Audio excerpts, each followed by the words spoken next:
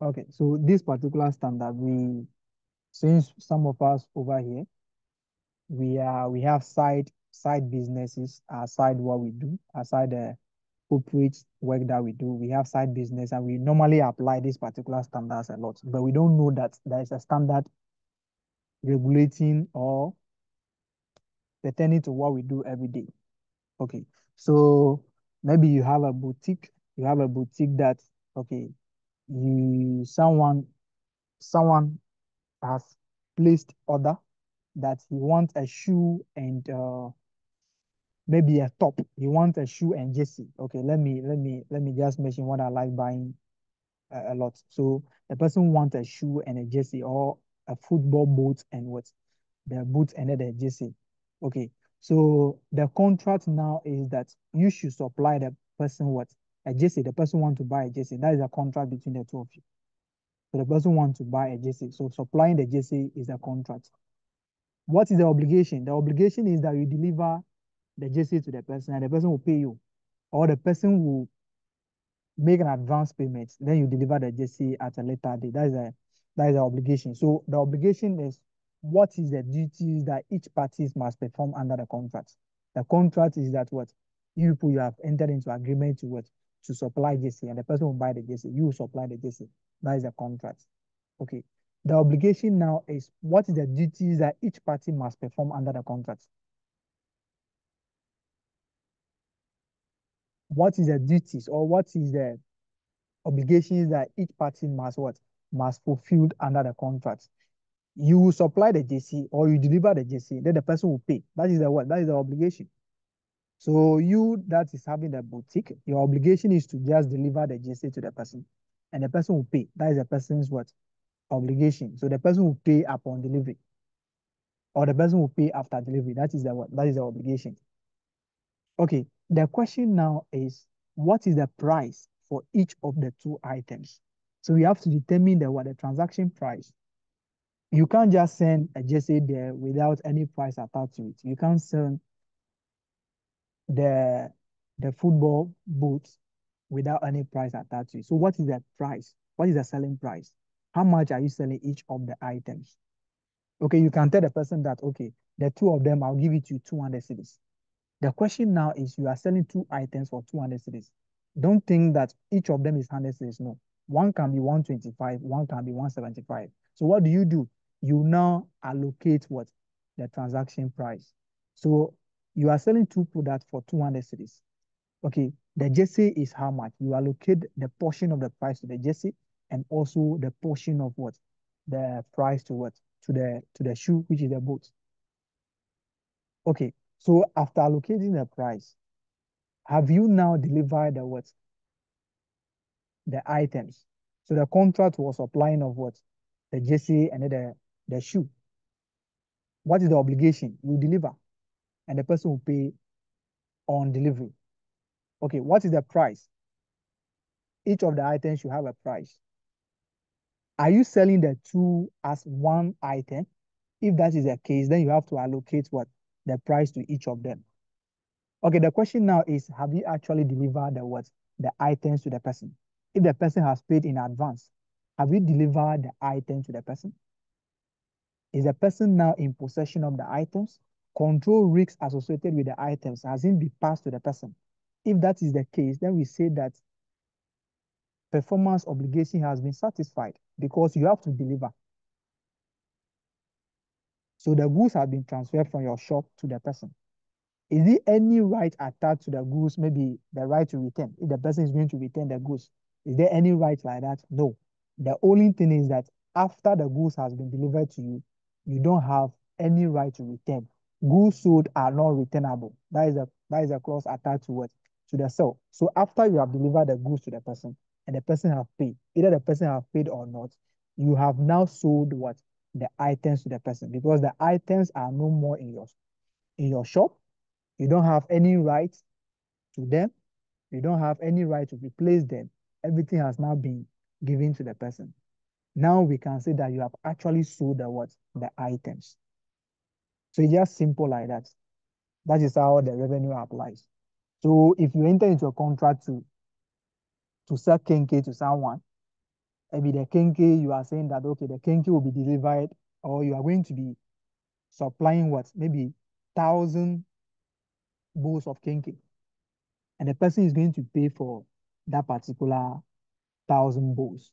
Okay, the question is, at a point in time, you ask yourself, how many quantities of the kenke has been what delivered to the person? So you only recognize revenue on the number of what delivery that has been done to the person. If it is 1,000, you have delivered only 200 now. Then you only recognize revenue to what? To the value of the 200. Why? Because you are here to deliver the remaining 800. So at a point in time, you recognize or you determine the what? The performance that has been satisfied. So it's just very simple. You only recognize revenue to the portion of the performance that has been satisfied. That is it. You are saying that you are selling your car and have paid for the car. You still have the car in your possession. You are still driving the car. You still bear the risk of insuring the car. You still bear the risk of maintaining the car. It means that you haven't sold the car to me because the control risks associated with the car has not been passed on to me. I'm not in possession of the car. And I don't even have the risks. I don't even have the right to what? Carry out maintenance work on the car. You are doing everything. The car is still seen as your own. So what will happen is that the money given to you, the money that I've given to you, you just treat it as a loan because there is no sale. I'm not in possession of the car. I don't have the right to what? Insure the car. I don't have the right to carry out maintenance work on the car. You have the right to do everything. It means that you still have control over the assets. So there is no sale. So the money that I've given to you in advance will just be treated as a loan. You have sold to me, and the terms is that I have the right to return the goods within 10 days. So you have sold to me today. You have sold shirt to me for 10,000 Ghana cedis, and I have the right to return the goods within 10 days. At the date of the sale, are you going to recognize the revenue? At the date of the sale, are you going to recognize revenue that you have sold to me? So you have a revenue, or you are going to recognize sales? What are you going to do? You have sold to me for 10,000. I have the right to return the goods within 10 days. At the date of the transaction, are you going to recognize revenue? Uh, I think you know. Why? You, you recognize it after the expiration of the terms. Yes. The assumption is that the person is likely to return the goods within the 10 days, isn't it? Yes. Unless there is a clause that all goods sold in that particular condition based on past performance, there were no records of what? Returns. So in that one, you have an assurance that the goods will not be returned. But without anything like this, you just assume that, okay, the goods are still with you. If after the 10 days, the person was not able to return the goods, then you say that, okay, you have actually sold the goods. Although the Yeah. goods are not with you, but the person has the right to what? To return the To goods. return them. So you only Okay. recognize revenue based on the portion of the goods that will not be returned. So the revenue from contract with customers, we have been applying it a lot. We have been applying it a lot in our daily life, but we don't know that there's a standard that we are complying to called the IFRS 15. So it's just like someone will buy something from you, and the person will say, okay, I'm going somewhere. Let the thing be here. I will come. So the thing is still with you over there. What you do is that you say, oh, the money that all the sales that you have made today, you are going to separate the money that the person has given to you. And the person just say, oh, he's coming, the thing is still there. So you keep the money there until the person has come for the thing. If the person hasn't come for the thing, you can sell it and keep his money. So sometimes there will be an issue with you sell and you have the option to repurchase. We are going to look at that one also. So let's just, after all the introduction, let's look at this. So what you have to know is that there are two ways of recognizing revenue. Revenue can be recognized at a point in time and also at a point over time. What do we mean by at a point in time? At a point in time means that revenue should be recognized when performance obligation is satisfied.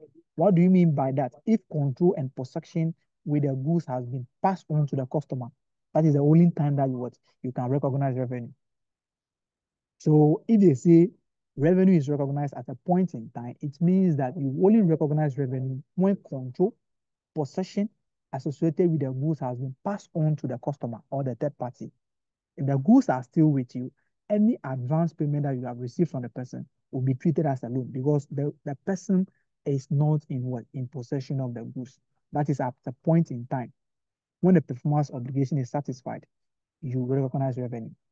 At a point over time means what? You recognize revenue as performance obligation is satisfied in a bit. So it will be in stages. So this one is always applicable to what? Constructions, maybe building. You see that story building, if the ground floor is done, the person can decide to move in. We have a situation where there will be a building project that part of it will be done. The owner will move in with the family, and the contractors will still be working on the other parts.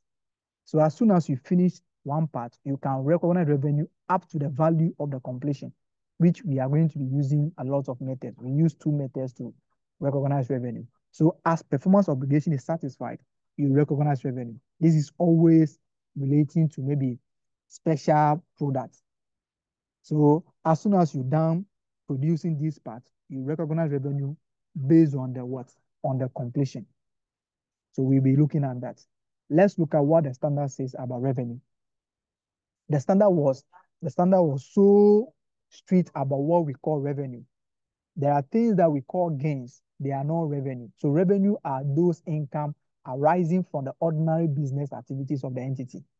So if you are selling computers, whenever you sell computer, the amount that you have gotten is the revenue. When you are selling softwares, whenever you sell software, the money realized is what? Is the revenue, because that is your ordinary business activity. But whenever you revalue an asset, the gain over there is income arising from extraordinary business activities, and that is not revenue, according to IFRS 15. Whenever you sell on behalf of somebody, and that is not your activity, if your activity is what you advertise for people, like you are acting as an agent, that is your work. If that is your work, then the commission that you'll be receiving over there will be revenue because that is your ordinary business activity. That is what you do. But if you are just selling on behalf of somebody aside your ordinary business activity, the commission received will not be seen as what? As revenue. Whenever you make profit from sale of what? Assets, non-current assets, that is not revenue because you are not into selling of what? Non-current assets. You are into selling of other assets. So when you are into renting, maybe you build and rent. That is your ordinary business activity. So companies that are in the rentals, those that will rent the canopy and those things, people, the rentals will be seen as what? As a revenue because that is the money or that is the income arising from their ordinary business activities. But any other income aside what you do as a business will be seen as what? Again, or will not be recognized as what? As revenue. So the standard says that revenue are incomes arising in the course of an entity's ordinary business activities. That's what I have explained right now. Okay, revenue does not include proceeds from sale of non-current assets. You are selling computer, but you have sold a car and you have gotten money from it. You are not into selling of car. You are not into buying and selling of car. That is extraordinary business activity. That is something that you do once in a while. So the money that you are getting over there is not revenue. It's not revenue because it's not coming from your ordinary business activities. All right. The next one is sales tax and other similar taxes. Okay, you see that whenever you are selling, companies that are registered under or companies that are registered for VAT registered companies, you see that whenever you are selling, you are going to be including the VAT into the sales. Okay, that particular VAT is not for you. It's for the tax authority. And you are not even there to be levying what? Taxes on people. That is not your responsibility. So the money that you are going to be getting over there will not be for you. It will not be a revenue. It's not even for you. It's for the tax authority of that particular country. So sales tax and other similar taxes are not revenue. Even if they are giving a refund, they are not revenue. Another one is other amount collected on behalf of others. For example, in an agency relationship, the agent will only recognize commission. The agent will only recognize what? Commission. The only one is, okay, you are into selling of software and someone has given you a computer to sell. You are acting as an agent to that particular person. So if you sell, the person will give you a commission. But if your real job is to act as an agent, that is your work. That is what you have been registered for.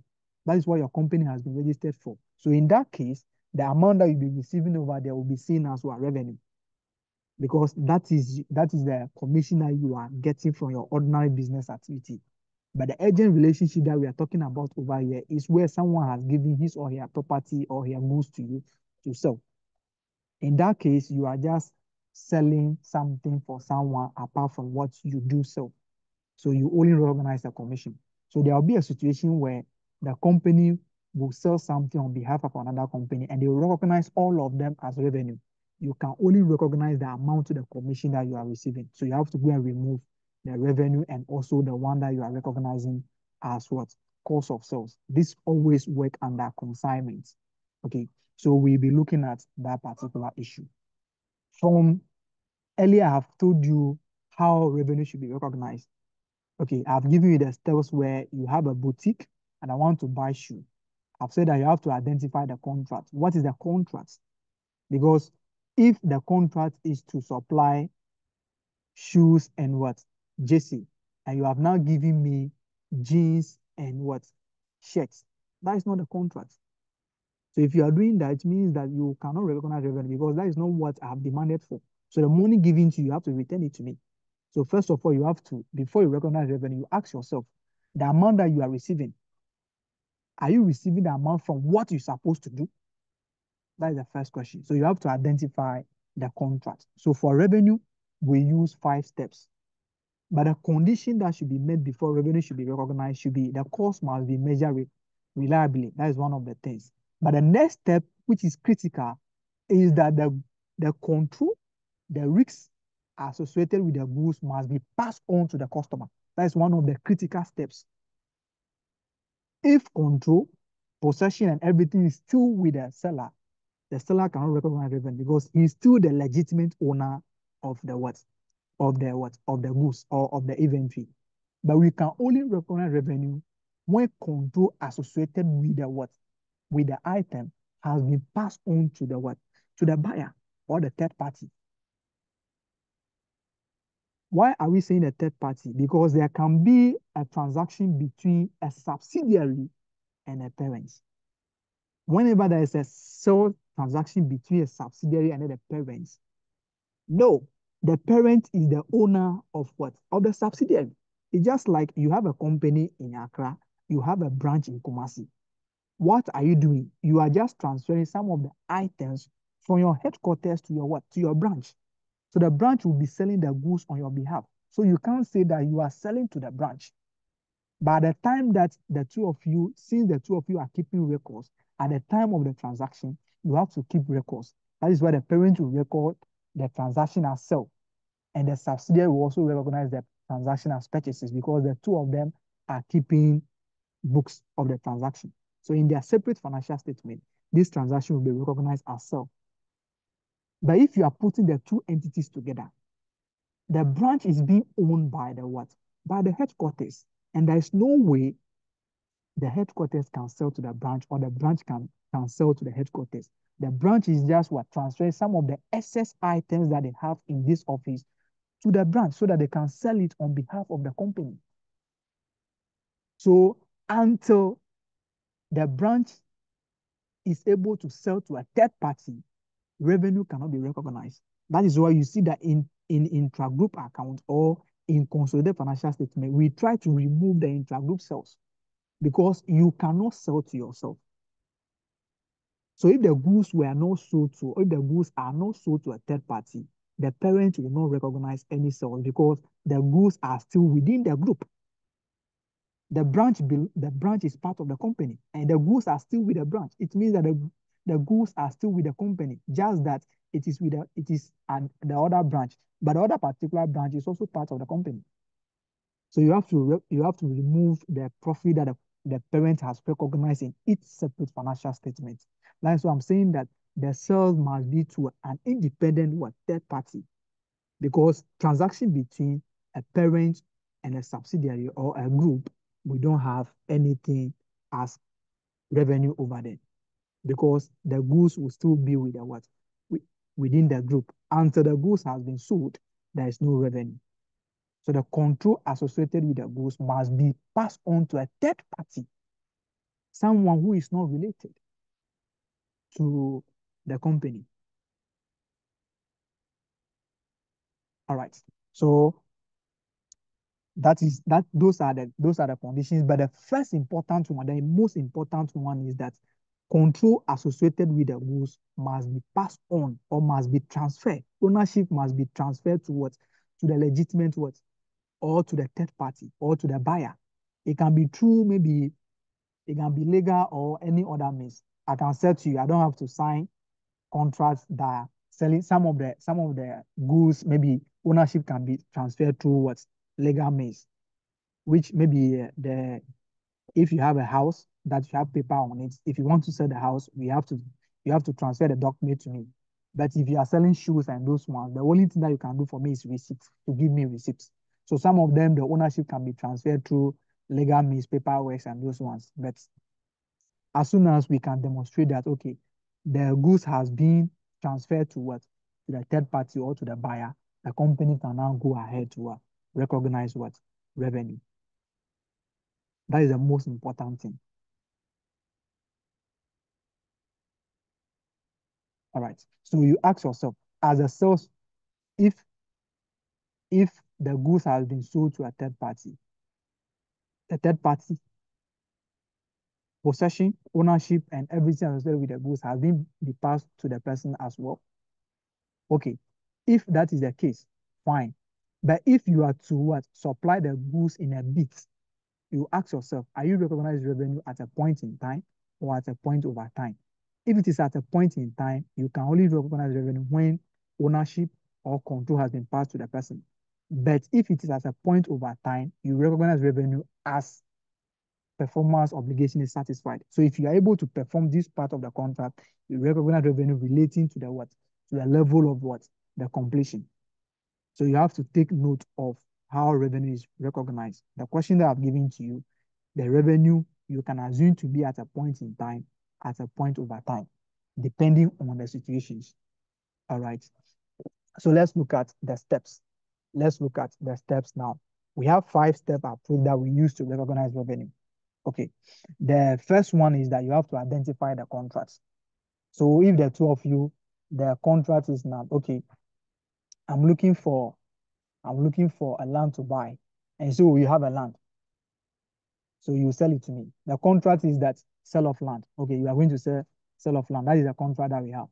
That is the agreement that we have. So you are going to be selling land. Okay, the question now is, based on this sale of land, what are our individual duties that we have to perform before our contract can be fulfilled? Okay, you have to show me the land, you have to show me the papers. That is your part of what? The contract. That is the obligation that you have to perform. What do I have to do? I have to inspect and pay. That is my part also. So what is the obligation under the contract for each of the party? What are the duties that we have to perform? So after identifying the contract, which is the agreement between the two parties, you will now identify the separate performance obligation within the contract. You can't have a contract when there is only one party. No. Although we have unilateral contracts, but a contract will be more valid if there are two parties.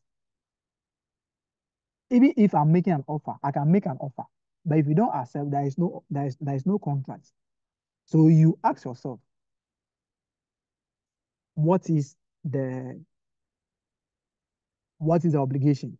Okay, I've said that, okay, I'm going to give you 50,000 Ghana cedis. What are you going to be doing before I give you the 50 Ghana cedis? Okay, maybe I just want to give it to you for something or for free. Okay, then if you have given it to me, fine. But what is my side? If you give the 50,000 to me, what am I going to do? There's no contract there. There's no obligation for me. Maybe I'll just say thank you. That's all. Okay, but if I haven't given you the 50,000, you cannot take any legal action against me because it's just a promise. Promise will not be offered. Promise have to be backed with what? With something. So it's just a promise. It's just a mere promise. I can be able to find my way around it, and you can't have anything to do with me. So what we are coming to talk about over here should not be a promise. Should be something that the two parties should have a consideration, should have an obligation to perform. So if I want land, you say you have land. Okay, you are going to sell the land. That is the contract that we have. So you are going to sell the land at this date. What is my obligation? Bring the money, bring the papers. I will come and inspect the land, I'll buy. That is the obligation, that is the duty that the two of us have to perform. Let's now determine the transaction price. At what price are you selling the land?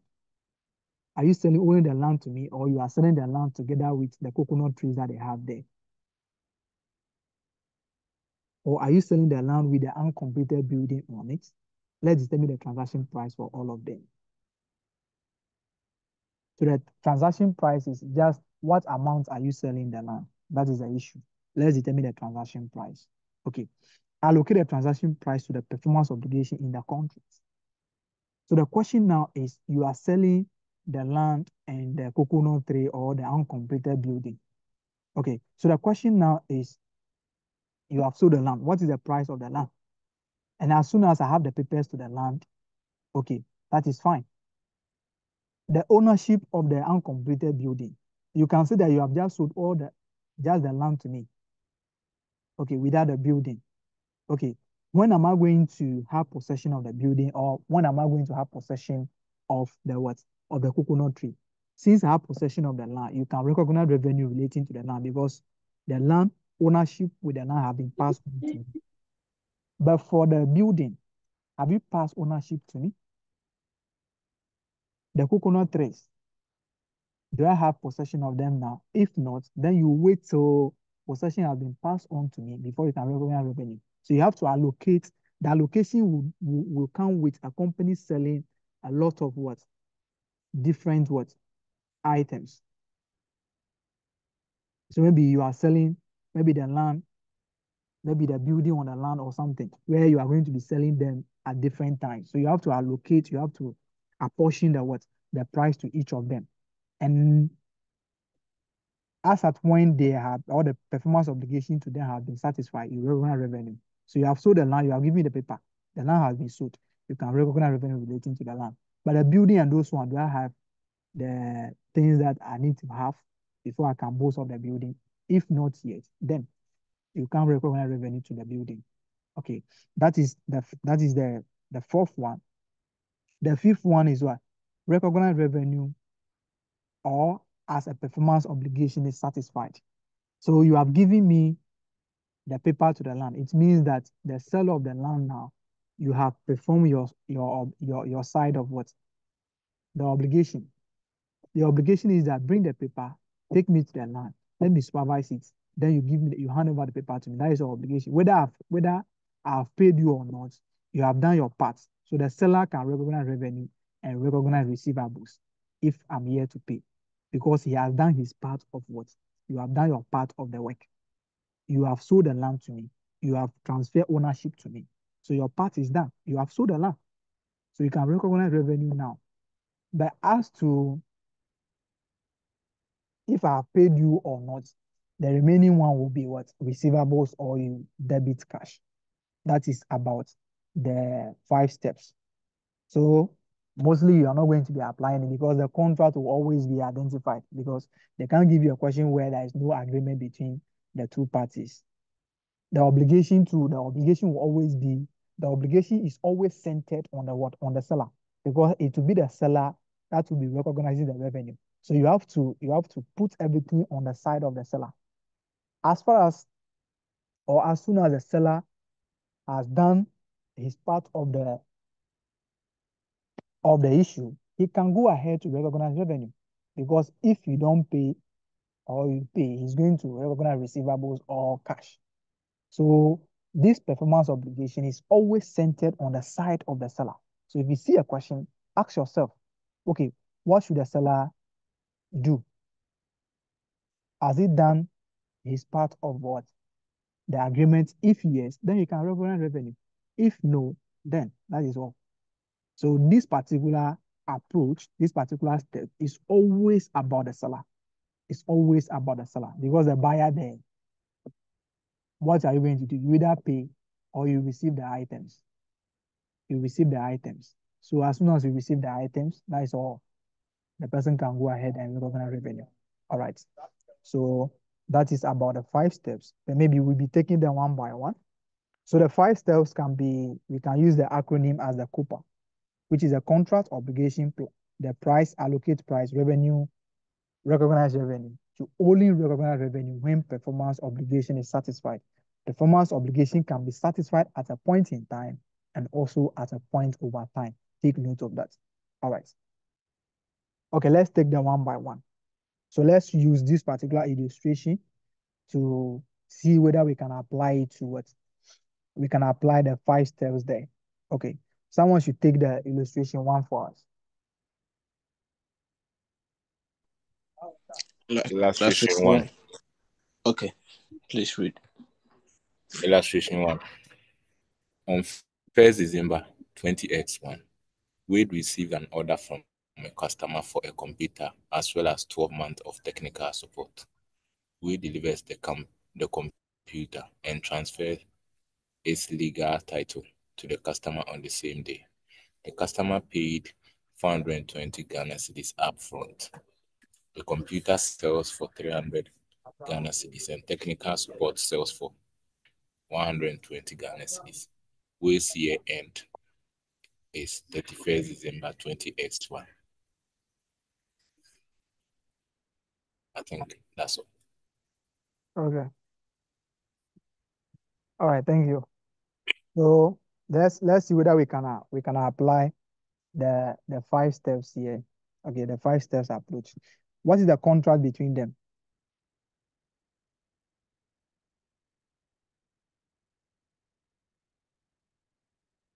Supply of laptop and technical service. Okay, okay. So that is the supply of laptop and what? That is the agreement that we have. Okay. What is the obligations that each parties must perform? What is their separate obligations? So what they will provide the computer and the technical service. Then the buyer will in turn pay him an amount. And this is the 420. Okay, that is what you think. Okay, that is nice. Yes. Okay. Okay. Is someone seeing a different thing?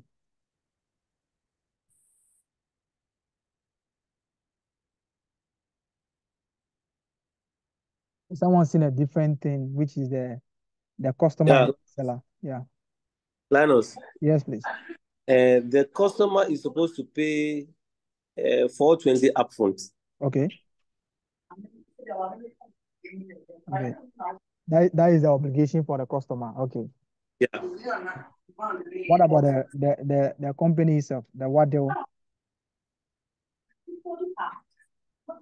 Sorry again.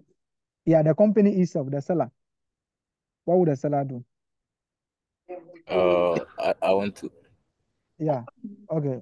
Austin. I think the seller is to pay. The customer is to pay 420 upfront. Okay. That's the obligation of the customer, and Okay. the company is to first of all deliver a computer as well as 12 months of technical support.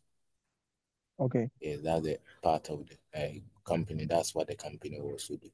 Okay. So with this one, I think the company has delivered the computer, and Okay. maybe it's left with the technical support. So I think we can recognize the computer. Okay. Okay. So that is all of you have done well. But the customer is to accept delivery and pay what? 420 upfront. You can't pay the 420 if you don't accept the delivery.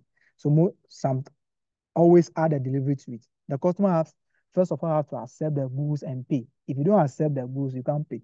So although the acceptance is not there, but like if I don't if I rejected the goods, I cannot pay 420 upfront, unless there's a clause in the contract that is expecting me to, even if I rejected the goods, I have to pay the 420. So the customer have to accept delivery and pay what?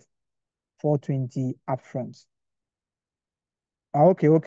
The customer, okay, you pay the 420 upfront, which means you even pay before the goods will be delivered to you. Okay. So you don't have to, the delivery acceptance supposed not to be there. If you are committed, pay 420 upfront. Okay. But the obligation of the company is that the company have to deliver the computer to the customer on the same day. So the 1st December, if you don't deliver the computer to me, I can say that I won't buy again because you have to deliver the computer on the same day to me. So maybe if I pay the 420 upfront and I already received the delivery within that particular day, I can ask for a refund because the agreement was you should deliver the computer on the same day. After delivering, they should be committed to what? Providing the technical support for 12 months. So the main obligation of the company is to what? Is to deliver the computer on the same day, and after that, they have to be committed to what? Supplying the technical support for what? For 12 days. Let's look at the price now. What is the price? Let's determine the price of the what? Of the order. What is the total price? 420. The total price is 420. Am I correct? That's correct. Okay. So determine the transaction price. The transaction price is 420. But can we allocate the transaction price? Yes. Okay. How are we going to allocate it? Yeah, 300 for the lab for the computers, and then 120 for the technical support. Okay. So let's look at this. Which of them has performance obligation be satisfied? If yes, for which of the items? I think for computer. For computer, we have transferred the computer to the person. So we have delivered that particular obligation on the same day. So the computer has been sold, isn't it? Yeah. Okay. So we can recognize revenue relating to the computer. Am I correct? Yes, please. Okay. What about the technical support for 12 months? Yeah, that one will be to be recognized at a point over time. Okay. So for this year, how many months are we supposed to recognize? There's no date. No, what the year I think for 31 December. Let's assume 1 that it's month. 31 December. For this. So you It's recognize for just 1 month.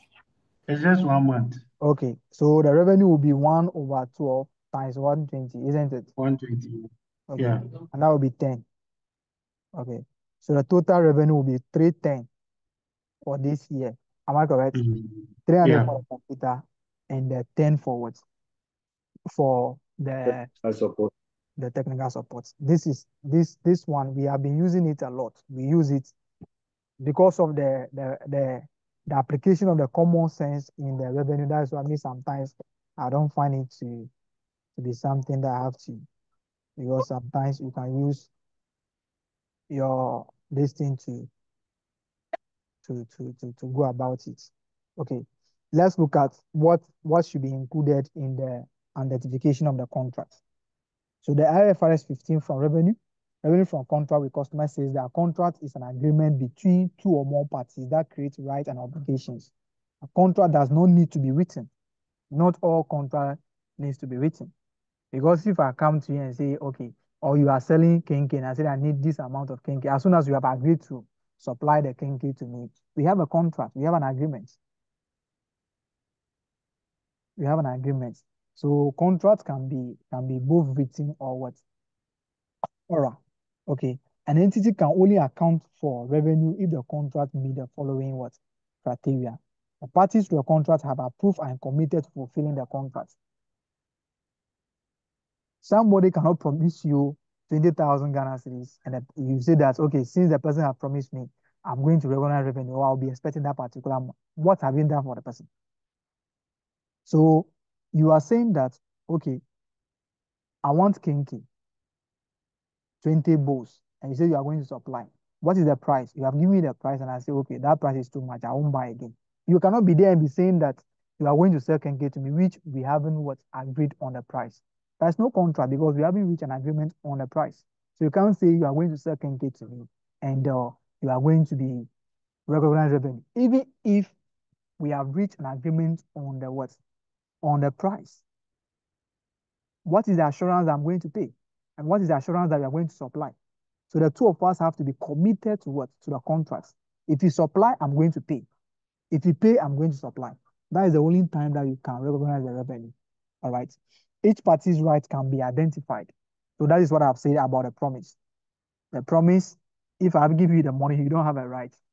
What right do you have? Your right is not enforceable. You can exercise it. If you go to the law court, they will say promise is not a contract, or promise is not an offer that you have to accept. Okay, so the payment terms can be identified. The payment terms can also be identified. I'll either pay cash, or I'll pay through check, or I'll pay upon delivery, or I'll pay before delivery. Okay, so we have to identify the the payment terms. The contract has a commercial substance. The contrast has a commercial substance is that it is going to affect maybe the economic decisions or some of the decisions that the person is going to be making. What are we trying to do? The contract is between two parties, or the occurrence of the contract is going to affect the cash flow of the company or of the two companies. It is probable that the entity will be paid. This is very important. All right. So this is not anything that we have to waste time too much on that. Okay, let's identify the, okay, so let's look at this and let's look at this example, identifying the contracts. Okay, Austin, take that one for us.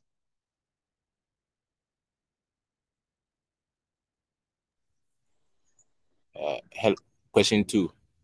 Example, identify the contracts. The Aluna has a 1 year, has a year end 31 December, something. Aluna has a year end of 31st December 2x1. On 30th September 2x1, Aluna signed a contract with the customer to provide them with an asset on 31st December 2x1. Control over the asset passed to the customer on 31st December 2x1, and the customer will pay 1 million Ghana cedis on 30th June 2x2. By 31st December 2x1, as a result of changing the economic climate, Aluna did not believe that it was probable that they would collect the consideration that Aluna was entitled to. Therefore, the contract cannot be accounted for, and no revenue should be recognized.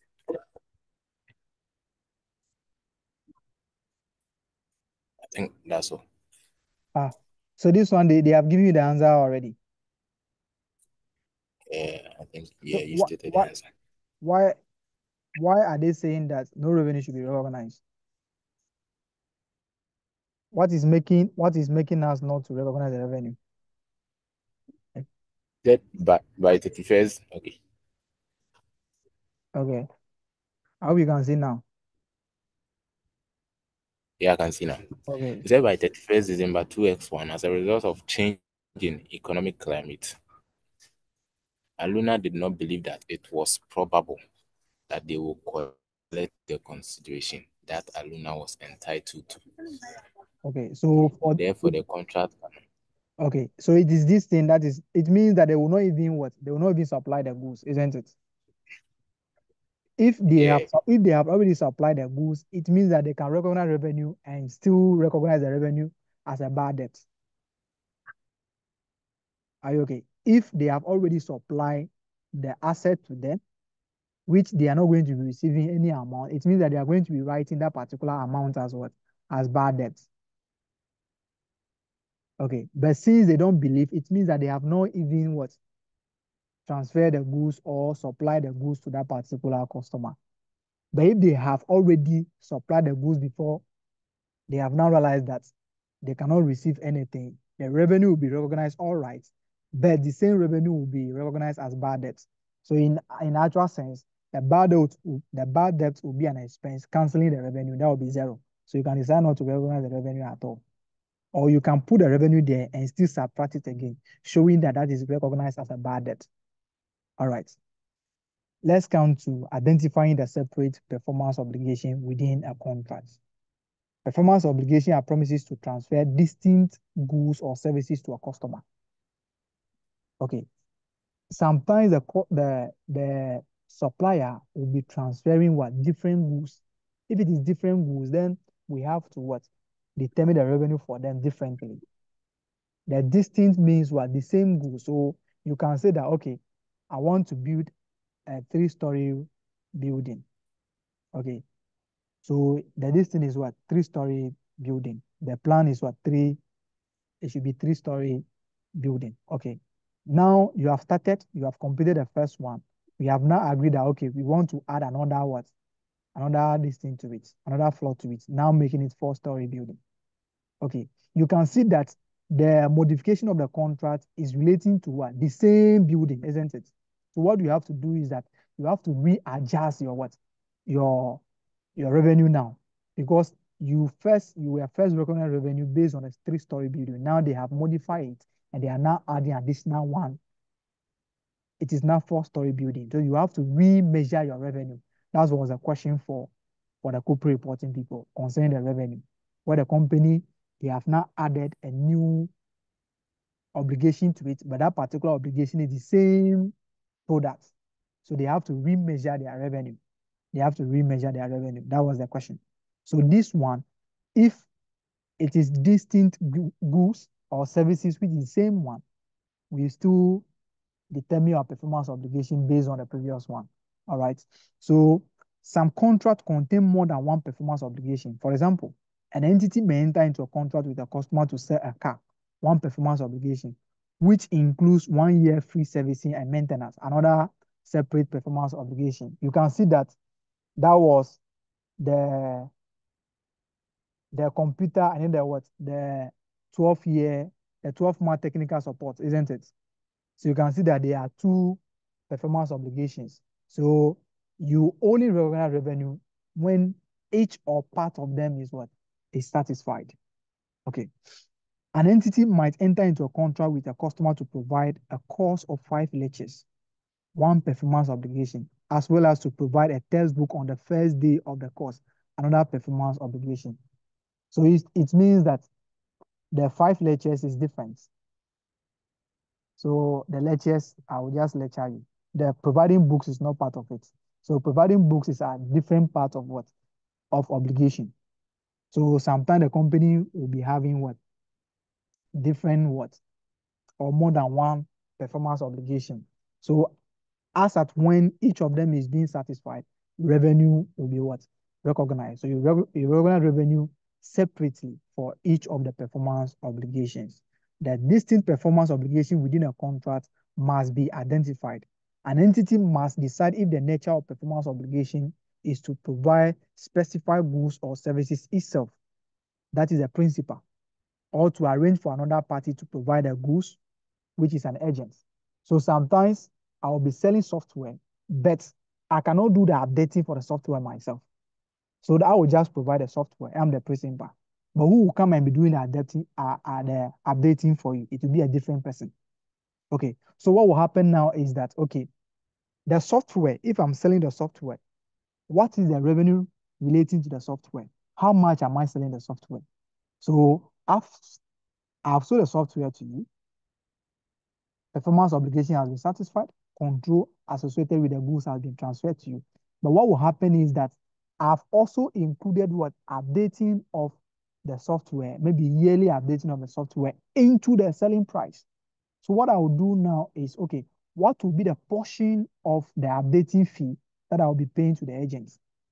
I have to give that particular amount to the agent and only recognize revenue to the price of what? The software. Okay, so That is for that. Let's move on. Okay, if an entity is an agent, the revenue recognized based on the fee or commission to which it is entitled. So if you are selling the software, the person will only be recognizing the what? The updating fee, which the principal will be giving to them. Okay, let's come to the agent sales, the agency sales. This is very important. And for financial reporting people, you will be seeing this, or you might be seeing this as part of the footnote for the published accounts. Because you know that if you are preparing published account, you are going to be having revenue. And the only adjustment that can be done to revenue will be IFRS 15.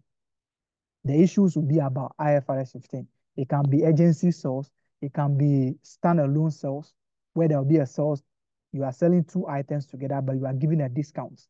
It can also be sell and repurchase. It can also be maybe construction contracts. It can be any of them. So you have to pay attention, or it can also be a sell with a financing component where you have sold to the person right now, but the person is going to pay at a later date. It means that you have included a time value of money in the amount that the person will be paying in 2 years' time. You have sold to the person today, control has been passed on to the person, and the person will be paying in 2 years' time. It means that there is a financing component in that particular amount. So you ask yourself, if the person should pay today, what will be the value? You present value the amount, and that will be the revenue. The increment will be recognized as a finance income. So you have to take note of all those things. For financial reporting, you can see this as a standard on its own, which is likely to come in this particular system. Corporate reporting, it is likely that they will repeat the revenue again, because the one that came was for only 4 marks. That is just the on the surface of the revenue. So they can repeat it. Whenever they bring a standard for corporate reporting, whenever they bring a major standard, they normally repeat it. So they can either repeat the revenue, or they can repeat any special. They are likely to repeat any of them. Because if you look at the trend, impairment came in March, impairment came in July again. That is a major standard. Leases came in July, leases came in November. So any of the major standard, they like repeating it. So you can see any special again, or you can see revenue again. Any of them that you see over there, you should be able to what? To find your way around it. Let's come to the illustration 2. Yes. Illustration 2. Yes, please. Rosemary's revenue includes 2 million Ghana cedis for good it sold, acting as an agent for Alien. Rosemary's earned commission of 20% on the sales, and remitted the difference of 1.6 million Ghana cedis included in cost of sales to Alien required. How should the agency sale be treated in Rosemary's statement of profit or loss? Okay, so the Rosemary is acting as an agent, isn't it? Please. Yes, Okay. please. So how much was the goods? Like, what is the value of the goods given to them?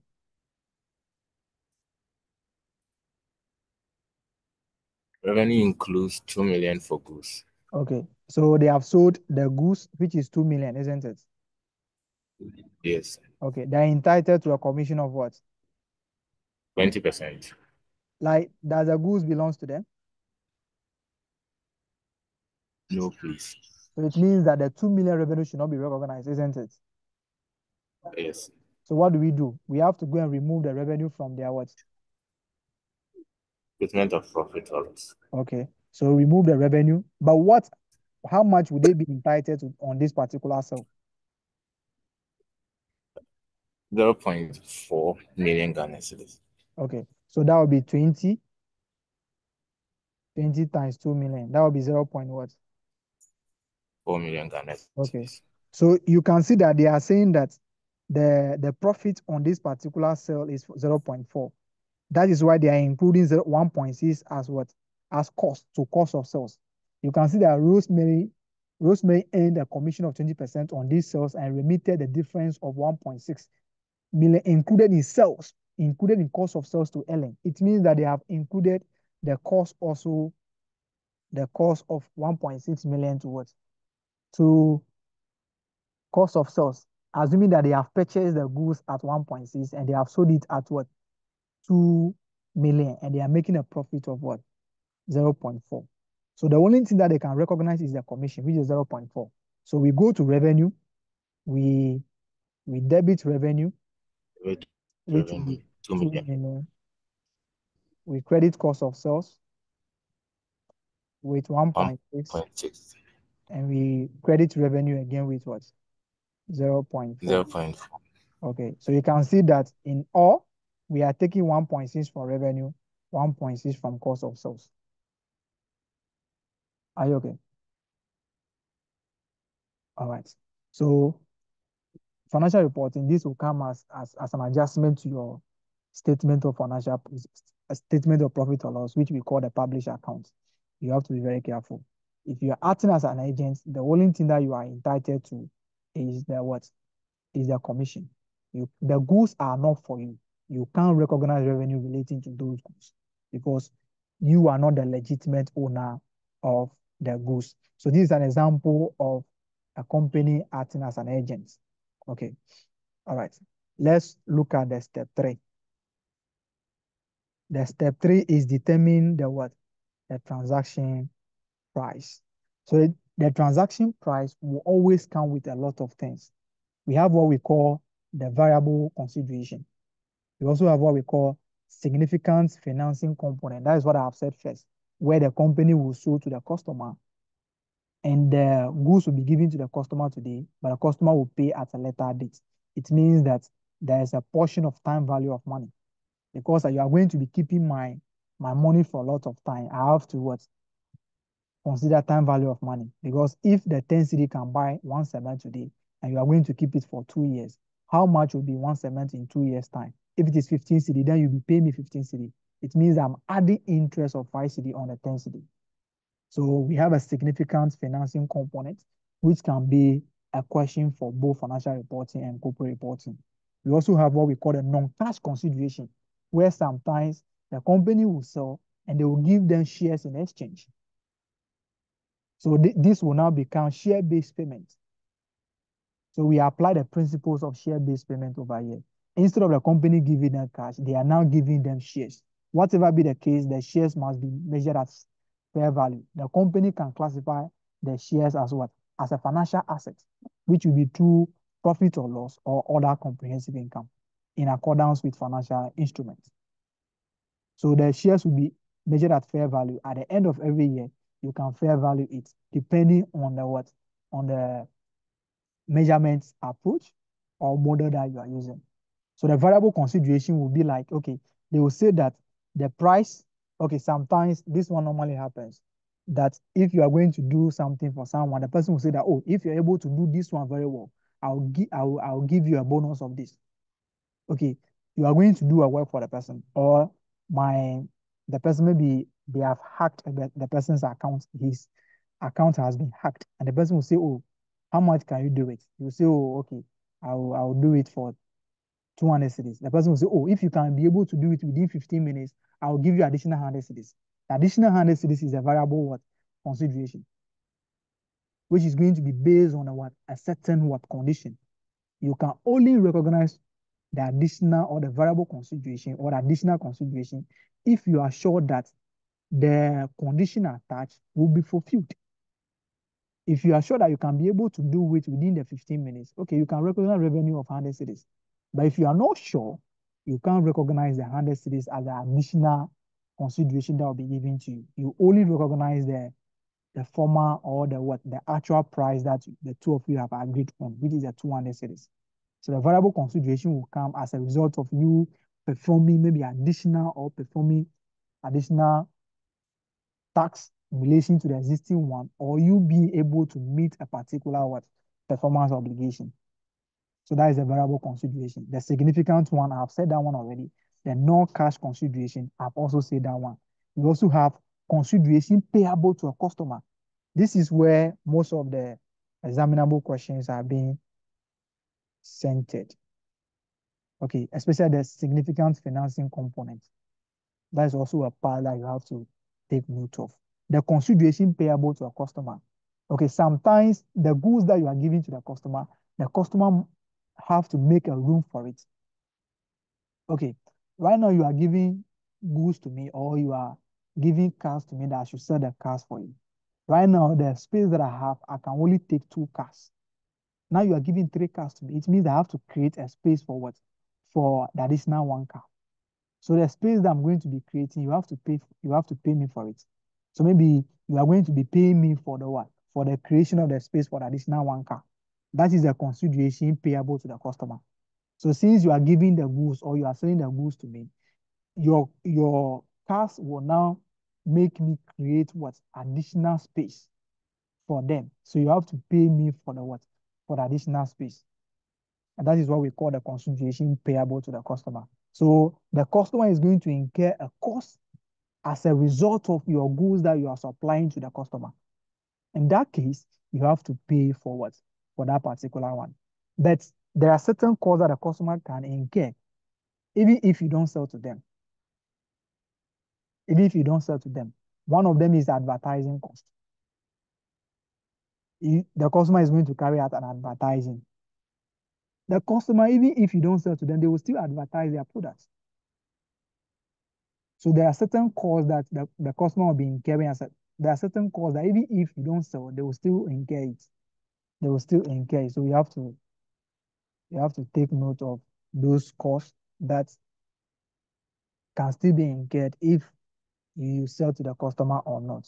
But there are certain costs that the customer will be incurring as a result of the product that they are buying for, which is the additional space creation cost that I have spoken about.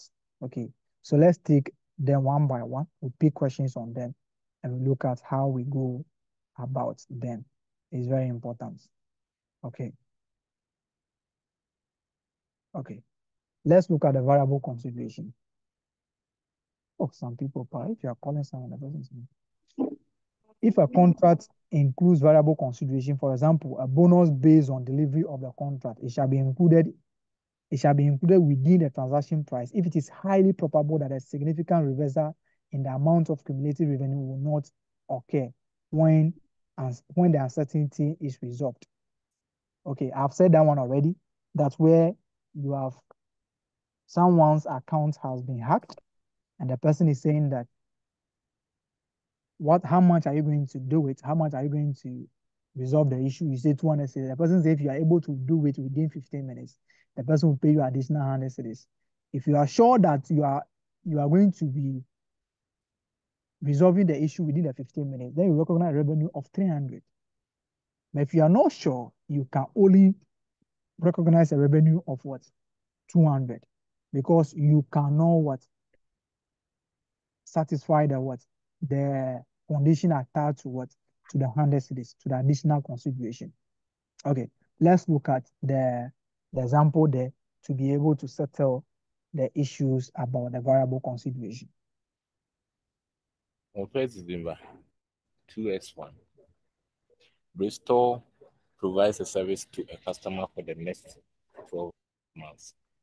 The consideration is 12 million Ghana cedis. Bristol is entitled to an extra 3 million Ghana cedis if, after 12 months, the number of mistakes made falls below a certain threshold. Required. Discuss the accounting treatment of the above in Bristol's financial statement for the year ended 31st December 20x1. If A, Bristol had experience of providing identical services in the past, and it is highly probable that the number of mistakes made will fall below the acceptable threshold. B, Bristol has no experience of providing this service and is unsure if the number of mistakes made will fall below the threshold. Okay. Let's now come here. When was the contract signed? At what date? December 20th one. Okay. And the reporting date is what? 31st December 2x1. Okay, so we have provided only 1 month of the service, isn't it? Yes. Okay. So for the 12 million, whether we are going to be, the mistake will be below or not, this is the actual what price of the contract. So we recognize revenue based on this one. So that will be 1/12 because we have done 1 month of the service. So that will be 1 million. We are going to be recognizing revenue of 1 million for this year. But they are saying that the first one is that the store has an experience of providing identical services in the past, and it is highly probable that the number of mistakes made will fall below the what acceptable what threshold. Okay, so it means that the additional 3 million will be what will be received, isn't it? Yeah. Okay. Since the additional 3 million will be received, are we to recognize that 3 million straightforward, or we have to also prorate it based on the month? Which of them do you think will be appropriate?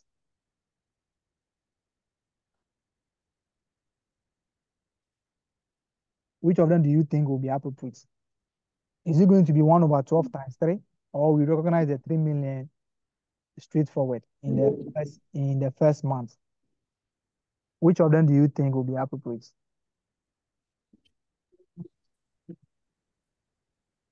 If you want to record in the first month, then you have to portion it, like you're saying, 1/12. But I'm even thinking that it's not like the 3 million is tied to any month specifically. You understand? So that, But without the service, the 3 million will not be entitled to. Okay, so the 3 million is, you are entitled to the 3 million because of the 12 million service that you are providing. So since the 3 million is relating to a 12-month service, you can also recognize the 3 million over the 12 months, over the contract period, which is the 12 months. Or you can also come from the perspective that it is not something that is directly relating to what? To a month. So you can recognize all the 3 million at once. That is not even an issue because there is nothing said that the 3 million will be for the 12 month or will not be for the 12 months. But the best way is that you should recognize it over the 12 month because it's coming as a result of the 12-month contract. but what if you choose to record it at the end of the 12 months?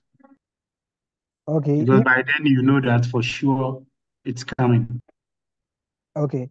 But what you do is that at the time that you want to recognize revenue, you determine whether it will be probable to receive it or not. So if that is the case, then you just make a provision for it. So this recognition is just like a provision for it. Okay. Okay. So they have told us that, okay, within the 12 months, it is probable that the company is going to what? The mistakes will be below the threshold. So from the date of the contract, we already know that we are going to be receiving the 3 million. So you can start making provision for it every month.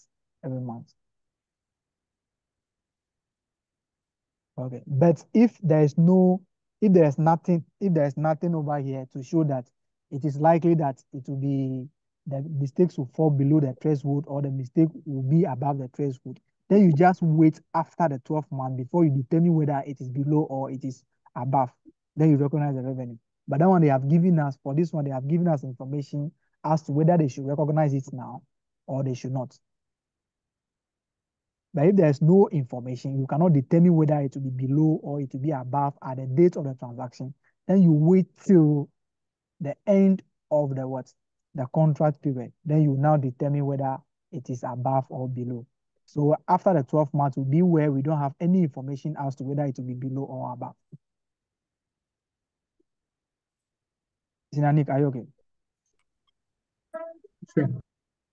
Yes, please. Yes, Okay.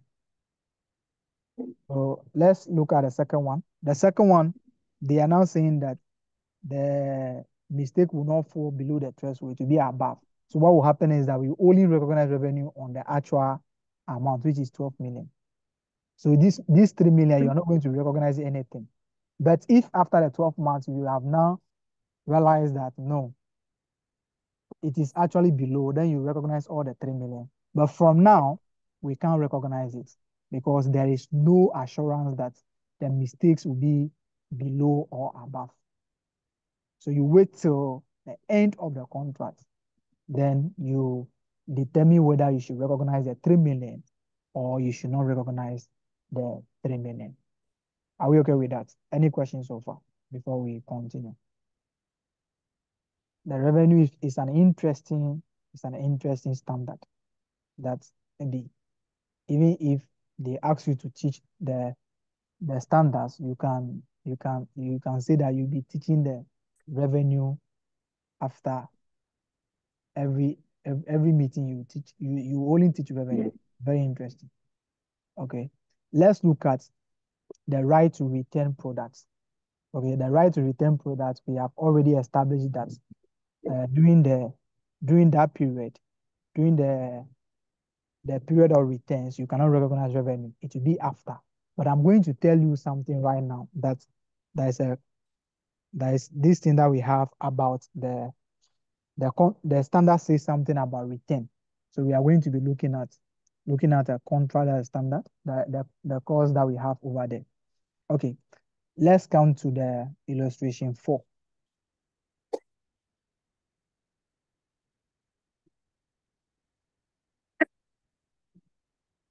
Austin, are you there? Yes, please. Illustration 4. So can you bring it up?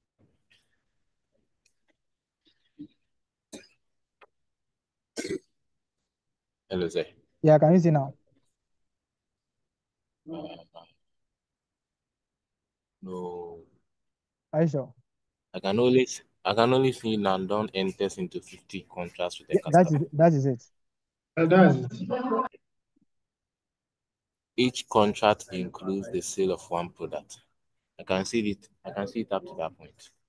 You can see up to that point. Yeah, so can you scroll it up? What can you see now?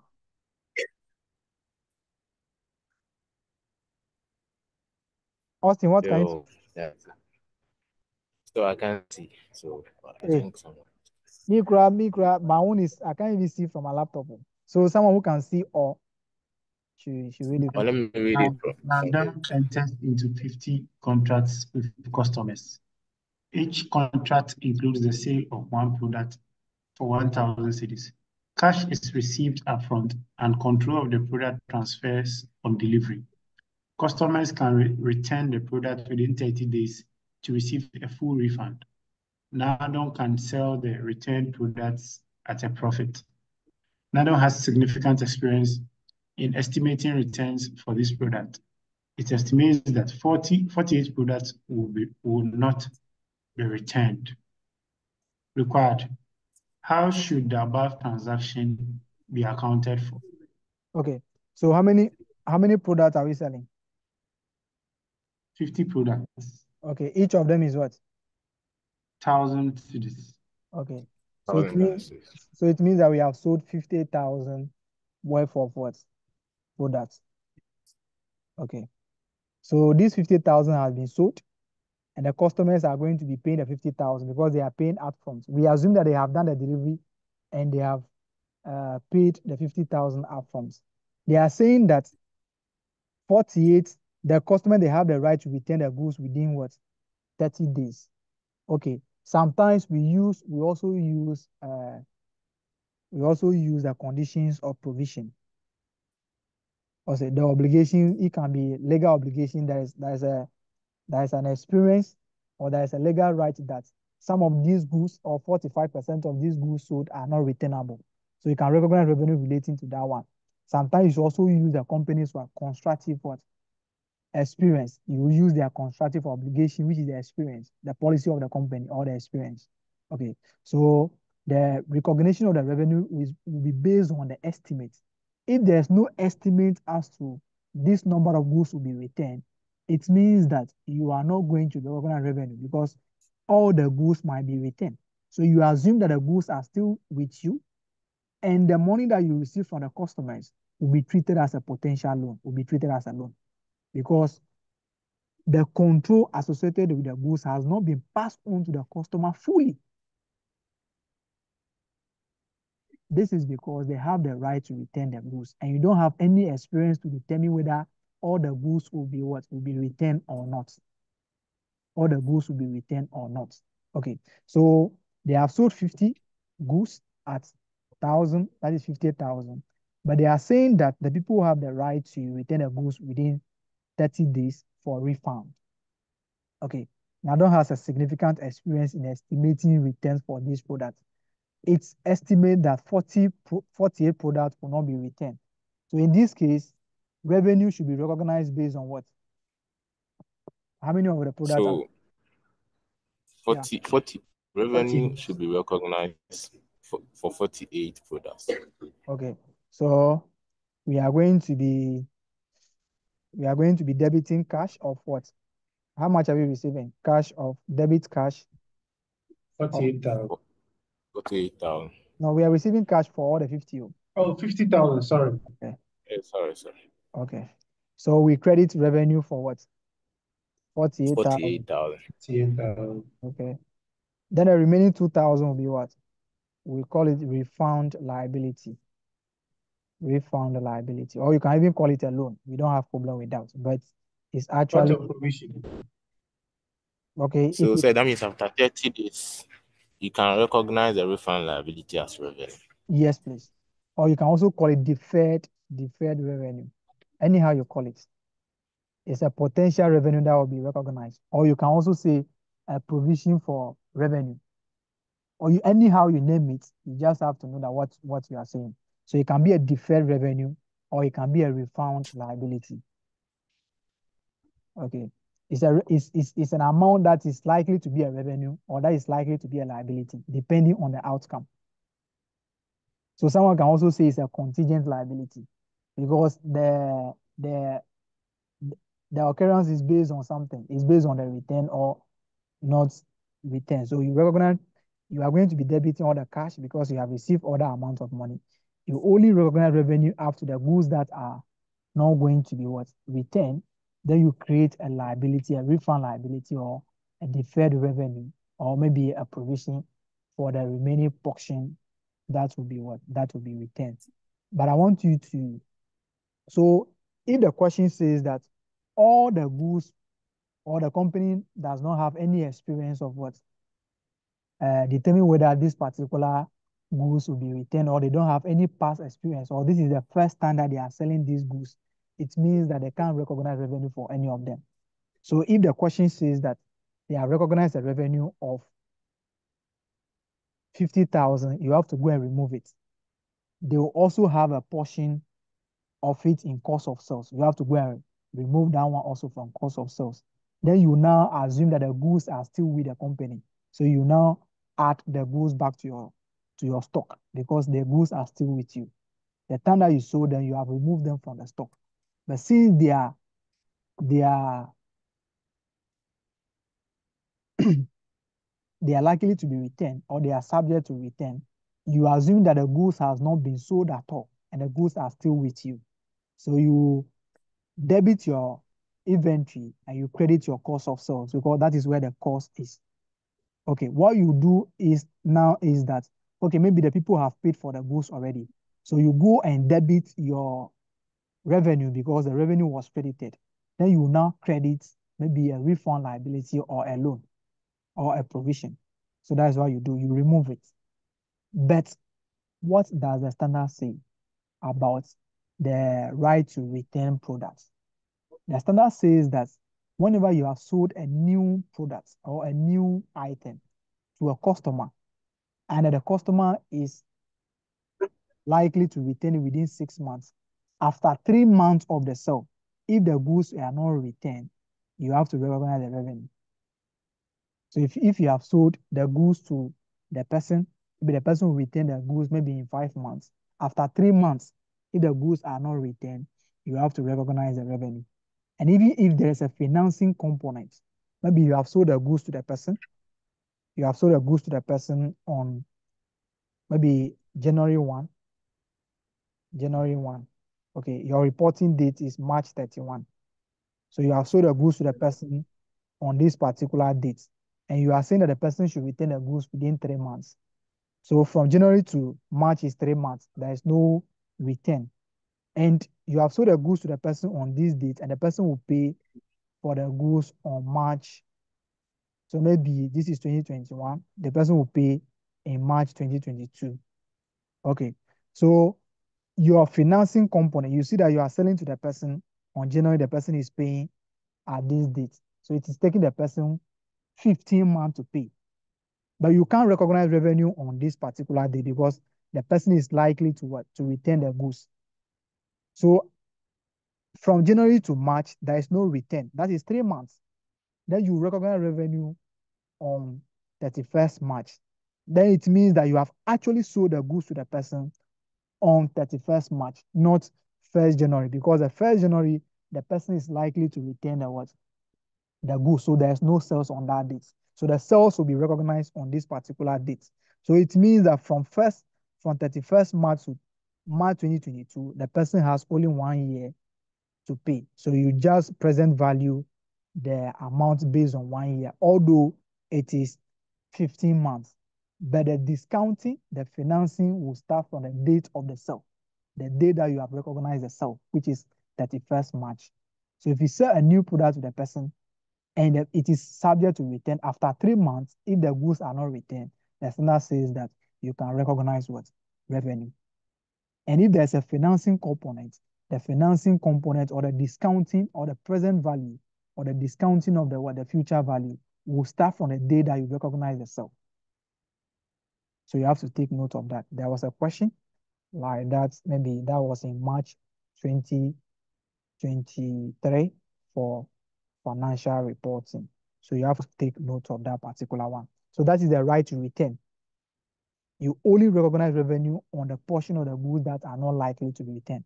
If there is no information about the item, if the company is selling the item for the first time and it is subject to a return, don't recognize any revenue because you don't have the experience to estimate the number of goods that will not be what? That will not be returned. So you assume that the goods were not sold at all. After 3 months, if there is no returns, then you recognize the revenue at the end of the 3 months from the date of the sale. All right, let's look at where we have a financing component, where sometimes the company will sell, the goods will be given to the person, but the person will be paying at a future date, at a future date. So what will happen is that, let me use example over here. I'm selling to you on January 1, 2021. Okay. And you are going to be paying on January 1, 2023. It means that from the date of the sale, how many years is it taking you to pay? On the date of the sale, how many years is it taking you to pay? Yeah. Okay. So it's taking you 2 years. So at the end of the 2 years, you have to pay 200 Ghana cedis. So you are going to be paying 200 Ghana cedis for the goods that I've sold to you today. Okay. You know that if I should have the cash to pay on 1st January 2021, I will not be paying up to 200 million. I hope we all agree to that. If I should have the cash to pay, I will not pay the 200 cedis at the date of the transaction, which is the 1st January 2021. I hope you all agree to that. That if I should have the cash, I will not pay 200 for the goods at the date of the transaction. Do you all Yes. agree? Yes. Yes. Why am I now paying the 200 after 2 years? Time value of money. It means that I'm going to be holding your cash for some time. If I should invest that cash at the date of the sale, maybe I'll be getting some return on it. So since you are going to be holding it, it means that you have to pay the return. So you ask yourself, at the date of the sale, if I should pay, what will be the value that I'll pay? And that will be the revenue that you recognize. So you present value this. The question will always give you the borrowing rate of the seller or the cost of capital of the seller. So you use that particular one to discount this. How do we discount it? We find the present value, which is equal to the future value over 1 plus R exponent n. The R is the cost of capital, or the borrowing rate, or the internal rate of return, or it can be any rate. The question will always provide you with the what? With the rate that you are going to be using, the discount factor. The N is the number of years that it is taking the customer to pay. So if our discount rate is 10% over here, our present value will be equal to the 200 divided by 1.1 exponent 2. What are we getting?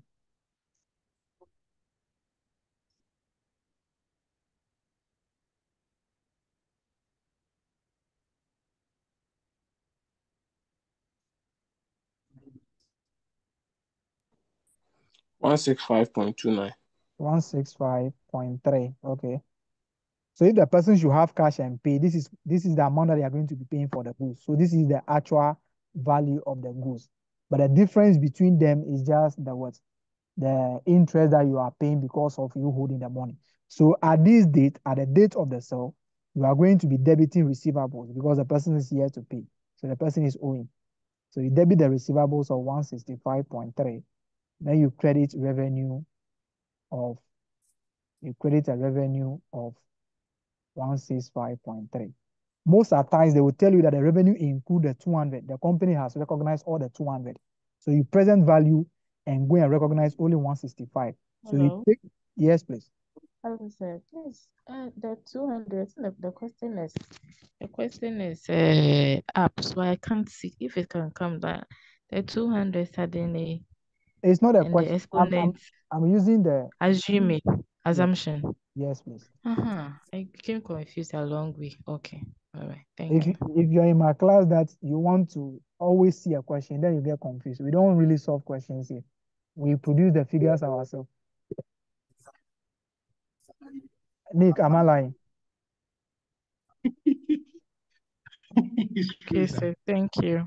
Yeah, we produce figures ourselves. So don't worry. So if you are thinking that we are solving questions, then you are going to get confused. It's just an assumed figures that we are using. All right. So what is the difference between them? 165.3 and 200. What is the difference? 37 points. 37. Okay, 37.7. Is it 37? 165.3 minus 200. Oh, 30, 34.7. 34.7. Okay. Okay. This 34.7 is for how many years? 2 years, So you 3 divide, years, sorry. it's 2 years. So you Oh, divide by 2. uh, Okay. So that would be 17.35. Am I correct? you're correct. Okay. So would this be an income to the company or cost? Income. So every year the company will show this as a finance income. But what will happen is that they will be adding it to their receivables so that at the end of the day it will be 200. So they will increase the receivables by the finance income because we have to receive 200 at the end of the year. So the finance component, what you have to do is that you can calculate 10% on it. So this multiplied by 165, 10% multiplied by 165.3 will give you the 17.35. So you can also do it like that. So at the end of every year, you unwind it, which is what we call the unwinding. You find the interest on it. That will be treated as a finance income.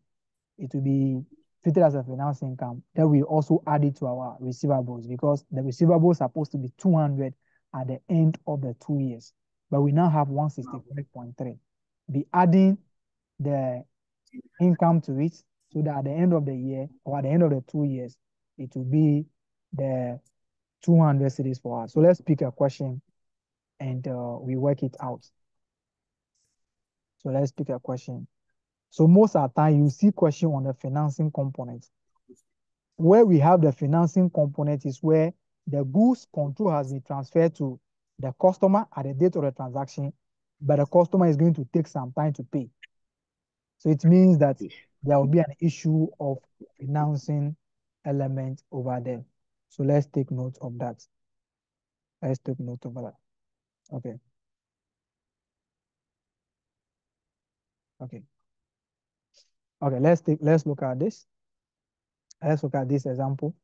Okay, or let me look at the tutorial question 1 rather.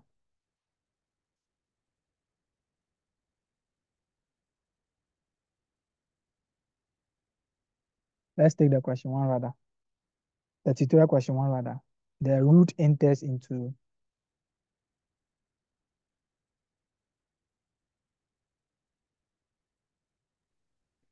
Root enters into a contract with a customer to sell equipment on 31st December 20X1. Control of the equipment transfers to the customer on that date. The price stated in the contract is 1 million and is due on 31 December 20X3. Market rate of interest available to this particular customer are 10%. Required. Explain with supporting calculation how the transaction should be accounted for in the financial statement of Root for the year ended 31 December 20X1, 20X2, and 20X3. all right. So the sale happened on what? 31st December 20X1, isn't it? Yeah. Okay. Control will always be passed on to the customer at that date. Okay. If control has not passed to the customer at that date, then it means that we wait till control has been passed to the customer before we recognize revenue from that particular date. But for the financing component, control will always be recognized, or control will always be what? Transferred to the customer at that date. Okay. I will talk about where control will not be transferred to the customer at that date, but there will also be a financing component. How do we go about it? That will be a complicated situation. Okay. Let's look at, we have sold to the customer on, okay, we have entered into the contract to sell on this date, but the equipment has not been passed on to the person on this particular date. It was June 1, 2x2 that we have passed control to the person. So revenue will be, we start recognizing revenue from this particular date. Okay, this will only happen if the customer has not paid for the what? For the item. So if the customer is yet to pay, then revenue will start, we start recognizing revenue from this particular date. That is the date that control has been passed on to the customer, which is on credit. The customer is yet to pay. But if we have entered into the contract on this date, control has been passed on to the customer on this date, and the customer has paid some part of the money on this date. At this day, the customer is not in possession of the goods, and they have given us money. So what will happen is that at this date, if we are receiving 6 million from them, we are going to treat the 6 million as a loan. On this particular date, we are going to treat this 6 million as a loan because we have received the money from the customer. Control has not been passed on to the customer. So we treat this particular value as a loan at the end of this year. But if it should be at the beginning of the year, we charge some part of interest on it because the customer is giving us a loan and the loan has been given to us for 3 months. So we charge interest on the loan for 3 months and charge it to profit or loss. If the control has been passed to the customer right now, then we now recognize revenue and reverse the interest that we have charged because the amount was not actually a loan. Or we can decide not to reverse it because maybe we assume that we have used the loan to what? To generate other income, which we have paid interest on that particular figure. So the question will tell you what to do. All right. But you cannot have a situation that will be complicated like that. So if you are talking about financing components, they will only talk about financing components. They're talking about where control has not been passed on to the customer and the customer have paid, which the amount paid upfront will be treated as a loan. You also have that situation separately. So for customer, we have a situation where we have a financing component where control will pass on to the customer and the customer will pay at a later date. Customer can pay upfront, control will be passed to the customer at a later date. You have to look at the two situations. But for now, this is the situation that we have at hand. Let's look at this particular one. Okay. We have the contract was signed, control was passed on to the customer on that particular date. But they are paying at what date? What date are they paying? December. Yeah, Yes, it sir. first December 2x3. How many months is that? It's 2 years. 2 years, 24 months. Okay, that is 2 years.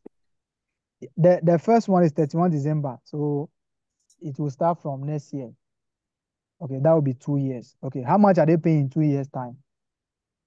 1 million. 1 million Ghana cedis. Okay, at the date of the transaction, if they should have cash, how much are they going to be paying? 826. So it will be 1 million divided by 1.1 exponent 2, isn't it? Yeah. That will give us how much? 826,446.28. Okay, 0.28. Okay, 0. Let's just make it in million. 0.8 what? 0.826. 826. Can we make it 8.83? Yeah. Okay. So at the date of the transaction, the company will recognize the revenue of 0.83, and they also recognize the receivable of what? 0.83. So you ask yourself at the date of the transaction, if they should have money, how much are they going to be paying? That is the actual price of the what? The item that you are selling. So since you have passed control to the person, it means that there was a sale. You have to recognize revenue based on the actual price, which is a 0.83. So the actual price will always be the present value, which is the cash price. So that will be 0.83 at the date of the what? The transaction. At that date of the transaction. Please, I have a question. Okay. Please, the 11.11 raised the power 2. How did we come up with it? Oh, it's The like 2 is 2 years, right? yes, please. The 1.1 is the 10%. Oh, okay. Okay. So for the first year, revenue of 0.83 will be recognized, and receivables of that will also be recognized. But for the year end 2x2, okay, we have done 1 year, so we have to calculate the finance component on this one. So let's come here. What is the difference between them? Would that be 1.1, 0.17? 0.17. Okay, let's divide it by 2 and see. 0.085. Okay, 0.085. That will be the finance income for each year. Or you can also calculate the finance income like this, 0.1 times 0.83.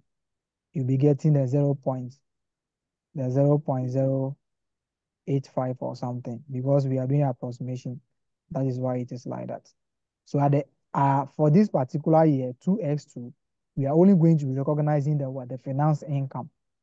So we recognize finance income of this, then we increase our receivables, because the receivables have supposed to be 1 million at the end of 31 December to 2x3.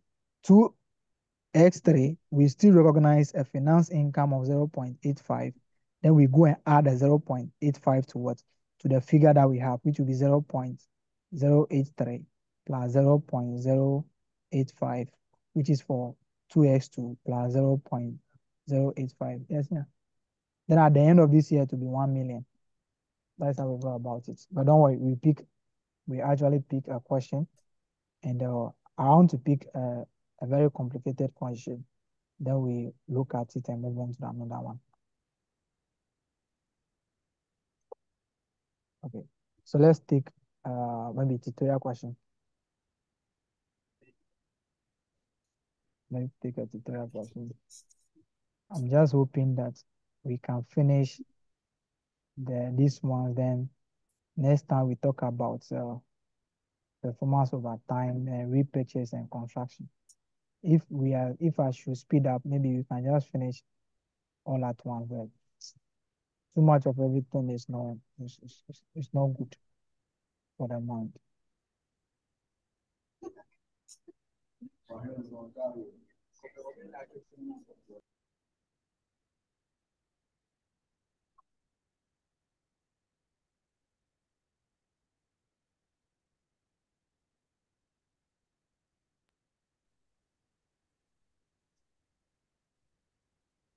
Okay, let's look at question 13.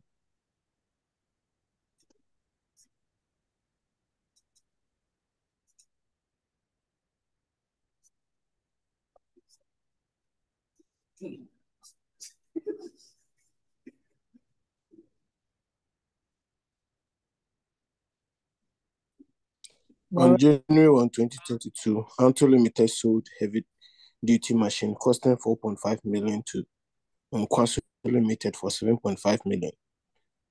Receivable in full on 1st April 2023. Nkwaso Limited obtained control of the machine at the contract inception. The terms of the contract allowed the customer to retain the machine within 3 months. The machines are new and Anto Limited has no relevant historical evidence of product returns or other available market evidence. Based on their individual credit profiles at the transaction date, Anto Limited and Nkwaso Limited would have been charged borrowing rate of 15% and 20% respectively. Required. In line with IFRS 15, revenue from contract with customers, explain the correct financial reporting treatment of the above for the year ended 31 December 2022. All right. So they have sold a heavy duty machine costing what? Costing 4.5 million. 5. Okay. And they have sold it for what? 7.5. 7.5. Receivable in full on 1st April 2023, isn't it? Okay. Yes. So the transaction date was this date. So it means that this amount will be received in what? 15 months time, isn't it? Okay. The company obtained control of the machine at the contract what inception. That is at the date of the sale. Control has been given to them. Okay. The terms of the contract allow the customer to retain the machine within 3 months. So it means that January we can't recognize a sale. Am I correct? At the date of the Yes. transaction, we can't recognize revenue, isn't it? We have to wait after 3 months before we can recognize what revenue, because from January to March, maybe they can return the goods. So no revenue will be recognized for that particular period. Okay. The machine are new and Anto Limited has no relevant historical evidence of product returns or other available market evidence. You see, sometimes the question can say that these people, they have experience that goods sold under this particular terms are not returned. So on that particular day, they can recognize the revenue because it is possible that the goods will not be returned. But this one, we don't have any information about whether it will be returned or it will not be returned. So we have to wait until the end of the 3 months. Okay, based on their individual credit profiles at the transaction date, Anto Limited and Nkwaso Limited would have been charged borrowing rate of 15% and 20% respectively. This is just a discount factor given to you. You can see that this particular question is having element of return and also having an element of what? What are the two elements that we are having in this particular question? You can see the returns cells on the right to return, and also there's an element of what? Financing. There is an Financing element component. financing component. Okay. What we have to do now is that the items will not be sold at their cost, but their cost will be charged to determine profits. Okay. At what date do we suppose to recognize revenue? At what date? Looking at this question, when should a company recognize revenue? Inception. At the expiry of the 3 months. The expiring of what? The 3 Of the months. 3 months. Okay. Do we have any information as to whether the goods have been returned or not? No. No. So if I've said something that the standard says that if you sell under the terms of return after 3 months, if the goods are not returned, you should recognize what? Revenue. So they have sold the goods on 1st January 2022, and the reporting period is 31st March. So that is the 3 months. The 3 months is over, and the goods were not returned. So you have to recognize the revenue after the expiring of what? The the goods being returned period, which is the 3 months. So revenue will not be recognized at the date of sale because the goods are subject to what? To returns. So the company will still be seeing the goods as what? As part of what? The inventory that they have. So the goods, the sale will be recognized at the end of the what? Of the expiring date, which will be the 3 months. So the company has to recognize revenue at what? 31st March. So they will now assume that the goods has been sold on 31st March 2022. And this was sold for 7.5, receivable on what? 1st April 2023. So from the date of the sale to the date of the receiver, how many years is that? 1. Okay. So let me now use a whiteboard. So that was question what? 13. 13. Okay. So the return period was January to March. Okay. So revenue should be recognized. Revenue should be recognized after the 3 months period. After the 3-month period. So therefore, revenue will be recognized on 31st March. 2022. To be recognized on 31st March 2022. Was the cash is receivable on what? 1st April 2023, isn't it? Okay. So that means that we are actually selling, although the sales was made on the 1st January, because of the return, the right to return, we cannot recognize sale on that day. So sale will be recognized on 31st March. From 31st March to 1st April, that is 1 year. So we now find the revenue. So revenue on 31st March, revenue on this date will be the present value of what? How much are they receiving in full on 1st March? 7.5. Okay, 7.5 divided by the financing, the borrowing rate for what? For the seller. It will be the seller that is going to be incorporating the time value of money. So the seller is having the borrowing rate of what? 15%. Okay, so that will be 15%. That will be 15%. Okay, so the seller will be having 1.15. Am I correct?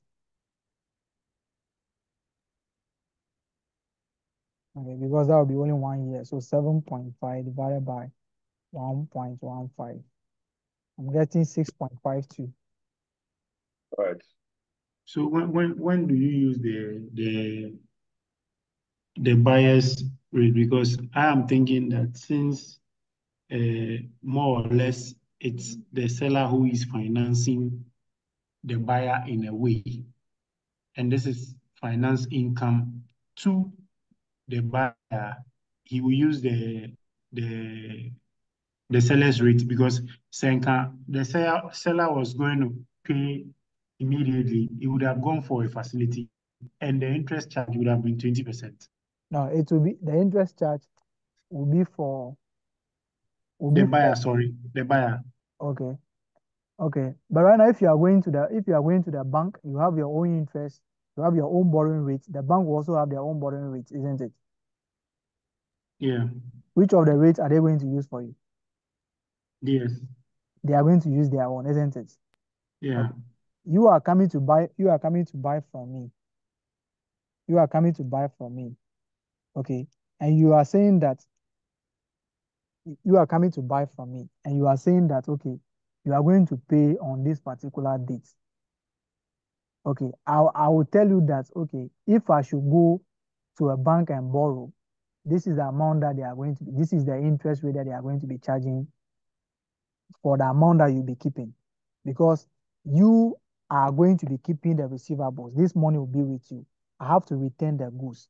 So if I want to return the goods, it means that if I go to the bank, this is the rate that they will charge for me.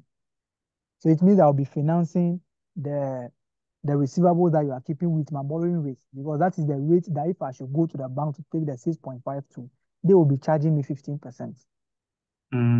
Okay, good. I get it from this angle. Okay. So always use the seller's what cost of capital. The seller will be the one to finance the what? The receivables. The seller will be the one to finance the receivables. So in the statement of profit or loss, what will happen is that the the inventory are still with the company, because at that date we assume that there was no sale. So what you do is that you are going to be having a revenue of 6.52. Then you have cost of sales of 4.5, because the cost will still be there. But if you come to statement of financial position, okay, first one should be statement of profit or loss. Statement of profit or loss. So statement of financial position, what we are going to be doing is that we are going to be having receivables. So maybe if we are keeping this as PPE, if it is PPE, then it means that the cost of sales should not come here. But let's assume the company is selling that particular one. So the cost of sales will be there. So we are going to be having receivables of 6.52, because they are currently owing this amount. Then what will happen is that we are going to be having inventory. So inventory will be taking that particular inventory from the inventory. So we subtract 4.5 from the inventory. So you can make it 4.5 over there minus the 4.5. Because during the time of the return, we will still assume that we haven't sold the goods. The goods are still with us. The goods are still with us. So right now we are now recognizing, so it means that the goods must go. Okay. So if you like, you can just do the double entry. You debit the receivable 6.52, you credit revenue. You debit cost of sales, you credit inventory 4.5, because the goods will still be there. At the time of the sale, they are eligible to return the goods. So we assume that the goods has not been sold. The goods are still with us. So as soon as we are recognizing the sales, we have to go and remove the inventory now. So this is how you go about it. All right. So Yeah. so this means this statement of financial position is as at is it as at 2022 or? Yes, that is what the question is asking us to do. Oh, okay, I get it. The question is asking us to show the financial reporting treatment for the year ended 31 March 2022. But if it should be 2023, then it means that you will now add a financing component. Sure. Yes, all right. Let's see whether we can finish the five step today, so that we know that we don't have anything to move on to do again. Then we just come to other issues and move on. Revenue is an interesting standard. It's a very interesting standard. You can even if you don't know, you can actually use common sense to answer it. It's not anything. It's not a big deal. Okay. Let's look at, well, what are we looking at? Okay. The next one that we have to look at is the what? Non-cash consideration. I hope I have explained that one too already. That a situation where they will not be paying cash, but they will pay for the goods in kind, which they will be using shares, or they can even use loan notes. Whatever be the case, you have to measure the the item at fair value at the date of the transaction. So what will happen is that if the company is giving shares in return, the company will assume that they are making investments in shares. So they will now have a financial asset through what? Equity instrument. So they will decide to classify it as through profit or loss or through other comprehensive income. We know that if it is through profit or loss, transaction costs will be expensed. At the end of every year, the company will fair value the what? The item. If it is through other comprehensive income, Transaction costs will be expensed. Any dividend paid will be added and subtracted. And at the end of the financial year, it should be fair valued. So if they are giving them shares in return for what? The goods, at the date of the transaction, the shares should be measured at fair value. At the reporting date, it depends on how the company is classifying the shares that they received. It will actually be a financial instrument, but how are they classifying it? It is to profit or loss or other comprehensive income. Then you now use the provisions of what? IFRS 9, financial instruments. All right. They can also give them a loan note, or they can also give them preference shares. That will be seen as a debt instrument. A debt instrument can be classified through profit or loss or amortized cost. It depends on how the company is classifying it. Then you now do what you have to do. Okay, it will be a debt instrument, which will be through profit or loss, amortized cost, or other comprehensive income, because it will be a financial asset. They are the one having the instrument there. So the subsequent measurement depends on how the company is classifying the instrument in accordance with financial instrument. But at the date of the transaction, it should be measured at fair value. All right. So the non-cash consideration, customer do not always pay using cash or credit. The customer may pay using shares in their entity, share options, or using other assets. Any non-cash consideration should be valued at what? At fair value. Should be valued at fair value. Okay. Let's look at this particular illustration.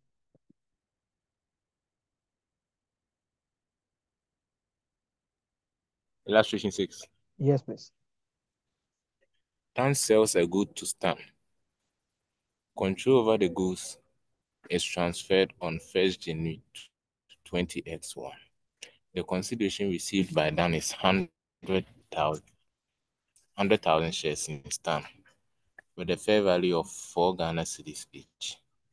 By 31st December 20x1, the shares in Stan have a fair value of 5 cedis each. Required. How much revenue should be recognized from this transaction in the financial statement of Dan for the year ended 31st December 20x1? Okay. So the sale was done on what? Sale was done on 1st January 20x1. Okay. And what was the value of the shares at that date? 4 Ghana cedis per share. And what was the total number of shares given to them? 1,000 Ghana cedis. Okay. So what would be 1,000 shares. So what would be the total value there? 4,000 Ghana cedis. So revenue should be recognized will be what? 4,000 Ghana cedis, isn't it? Yeah. Yes. Please. But at the end of the year, what happens? Share price increased to 5 cedis per share. So the value of the shares will now be what? 5,000 Ghana cedis. The difference of 1,000, isn't it? Yes. Yes, please. That particular 1,000 will be treated as a fair value increase, depending on how they are classifying the instrument. So if it is true profit or loss, that 1,000 will go to profit or loss as fair value gain. If it is true other comprehensive income, that particular 1,000 will go to other comprehensive income as fair value gain. But the revenue should be at the value at the date of the transaction, not at reporting. The reporting will be a movement in the value of the shares.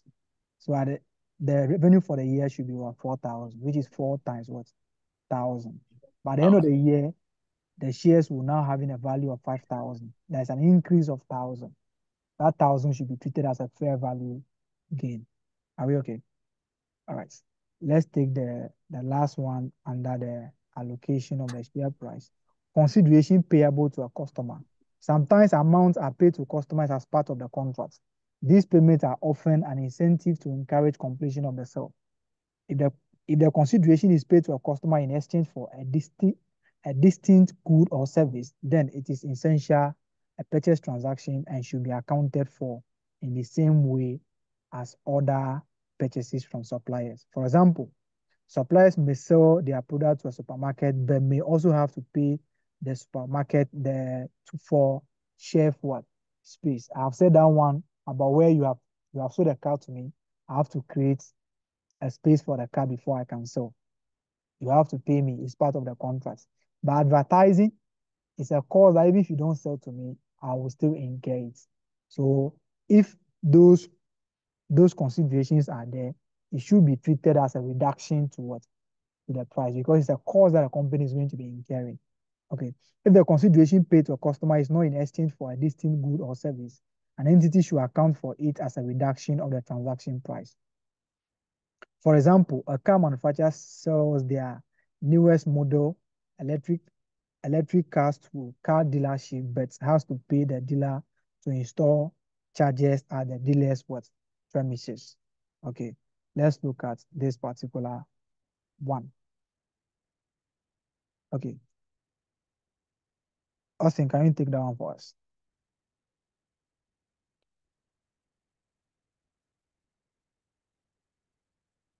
Golden Gate enters into a contract with a major chain of retail stores. The customer commits to buy at least 20 million CD of products over the next 12 months. The terms of the contract require Golden Gate to pay 1 million to compensate the customer for changes to its retail stores to accommodate new products. By the 31st December 20X1, Golden Gate has transferred products with a sales value of 4 million to the customer.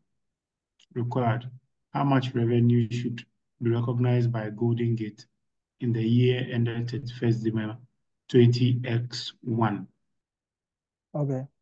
All right. This is very simple. The revenue that they are going to recognize for this year will be how much? 3 million. No. Ah. You see the 1 million over here? Uh-huh. It's for all the 20 million. Oh, okay. Okay. So they are portioning it. They are portioning it. That is all. Yes. Okay. So the 1 million they are paying it for all the goods that they are buying. Okay. So this one, the 1 million over here will be seen as a cost to sell. Any portion of it will be seen as a cost to sell. So it means that that will be a cost to you. So you subtract it. Okay. So what will happen is that you have transferred 4 million. So the actual revenue for this year will be only 4 million because that is the amount of the goods that you have transferred. That was a part of the obligation that has been fulfilled. But this 1 million, what is a portion of the 1 million that will be relating to the 4 million? So you are portioning this. 20 million is equal to 1 million. 4 million will be equal to what? So that will be 4 over 20 times 1 million. How much are we having? That's 200,000. Okay. So that will be 200,000. So our revenue for this year will be 4 million minus 0.2. So revenue will be 3.8.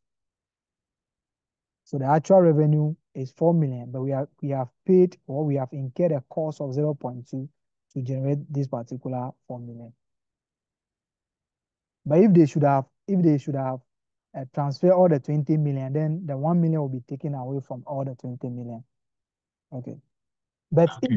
if this should be for advertising, whether we sell to them or not, they will still advertise their products, unless they are saying that the advertisement is relating to the product that we are giving to them. Yeah, Sinabdullah, your hand is up. Yeah, so I was looking at the 1 million. So does it mean that we want to see the 1 million as a discount for as a discount or something, and this discount should be recognized based on the amount received? No, the 1 million is not a discount. It's not something that we are giving to them for paying earlier or anything. Okay. It's an amount that we are incurring as a result of us giving the product to them. So it means that we are buying space. Before they can sell our product, we have to buy their space. So the space that we are buying is 1 million. The revenue that we are making is actually an income that is coming in, but we have to spend cash. Okay. But the 1 million that we are paying, it is relating to the total value of the goods that we are supplying to them. Okay. So the goods that we are supplying to them is 20 million. And we are incurring a cost of what? 1 million. it means that the revenue that we're supposed to recognize will be what? Only 19 million, because the 1 million is directly a cost incurred to generate that particular revenue. So it's just like a cost to sell. It will be seen as a cost to sell. Okay. But now we haven't supplied all the 20 million goods. We are able to supply only what? 4 million. And the 1 million is for all the 20 million. So what portion will be for the 4 million? That's why we are portioning it. So the 1 million is a cost, which is not necessarily what? A discount, because we give a discount for early settlement. This is not about early settlement. So I hope you're okay now. Yes, please. Okay. Let's look at let's look at the allocation of the transaction price. The allocation of transaction price will always have an element of discounts. So sometimes two products might be sold together, where they will be sold below their what? Their market value. So assuming that you are selling computer. Okay. You are selling computer, and the computer, you are selling the total computer for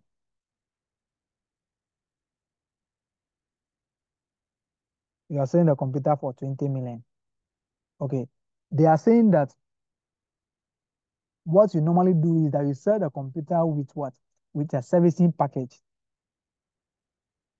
But you have sold a computer with a servicing package for 20 million. But if these two items, the computer itself and then the servicing package, so the computer itself, if you are selling the computer itself, it should have been sold for 80 million. And if you're also selling the servicing package, it should have been sold for 4 million. Okay. So it means that in actual sense, the total selling price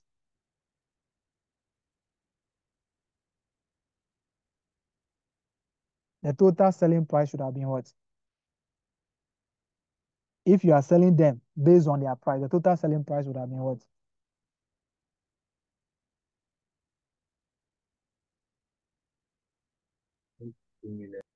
Would have been 22 million, isn't it? But how much did you sell that to? 18 million. So you have sold it for 20 million. Okay. The computer together with the servicing is a 20 million, but their separate prices is 80 and 4. So the actual price should have been 22 million, but you have sold it for 20 million. It means that you have given a discount of what? You have given a discount of 2 million, isn't it? Yeah. So what we do now is that we just try to apportion what portion of the discount is given on the computer, what portion of the discount is given on the servicing, or we just try to what? Apportion the 20 million based on their price. If you do that, you have gotten a discount already. So what it means is that the 20 million is equal to 22 million. Okay. So out of these 22 million, 18 is for what? Is for the computer. So 18 out of 22 times 20. That will be the portion that will give you the price of the computer. And we have 4 out of 22 times 20. That will give you the portion of what? The servicing. So we just try to what? Share the selling price, the actual selling price of 20 million among them. Because it should have been 22 against 22. So that it will be 18 against 18. And it will be 4 against 4. But now something that is supposed to sell for 22, you are selling it for 20. It means that the selling price of this will not be 18 again. The selling price of this will not be 4 again. Then it will be what? Try to apportion it based on their individual selling price. So know the portion that you are giving as a discount and the portion that you are receiving for each of them. So mostly the allocation of the transaction price, you are going to be selling 2 packages as a single package. And it is probable that you might be selling them at a discount. So we just try to find their individual prices. Let's take a question. Let's take a question over here. We go and take another question. Then we end it over here and look at the performance obligation. The performance obligation will give us the intro to the other topics, which is the overtime and the at a point in time. Let's look at this question and we move on to another one.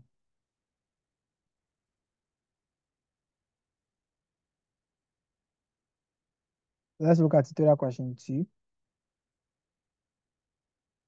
Then we move on to another question. Then we end it over here. Saturday we continue. Question 2. Yes.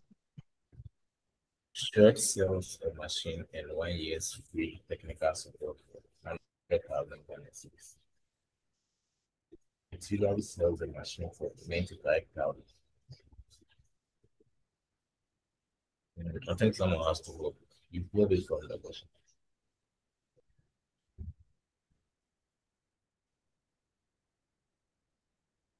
Can you see now? Yes, sir. Okay. So, but Church sells a machine and 1 year's free technical support for 100,000. It usually sells the machine for 95,000, but does not sell technical support for this machine as a standalone product. Other support services offered by Shared attract a markup of 50%. It's expected that the technical support will cost Shared 20,000 cedis.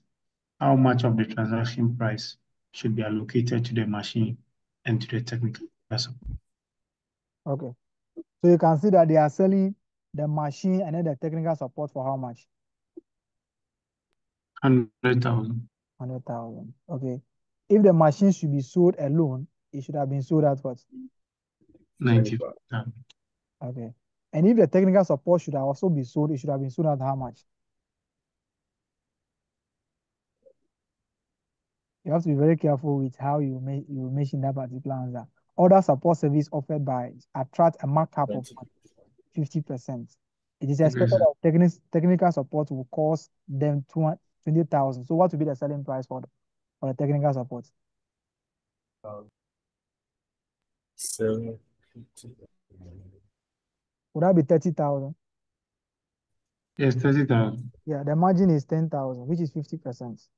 Okay, so let's look at that. Tutorial question 2.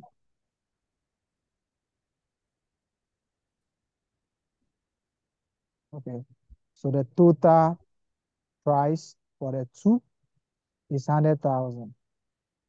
Okay, the individual prices. The individual prices. The machine was what? 95,000. Okay, the machine was 95,000. 95,000. The technical support would have been 1.5 times 20,000. That would be 30,000. The total price should have been what?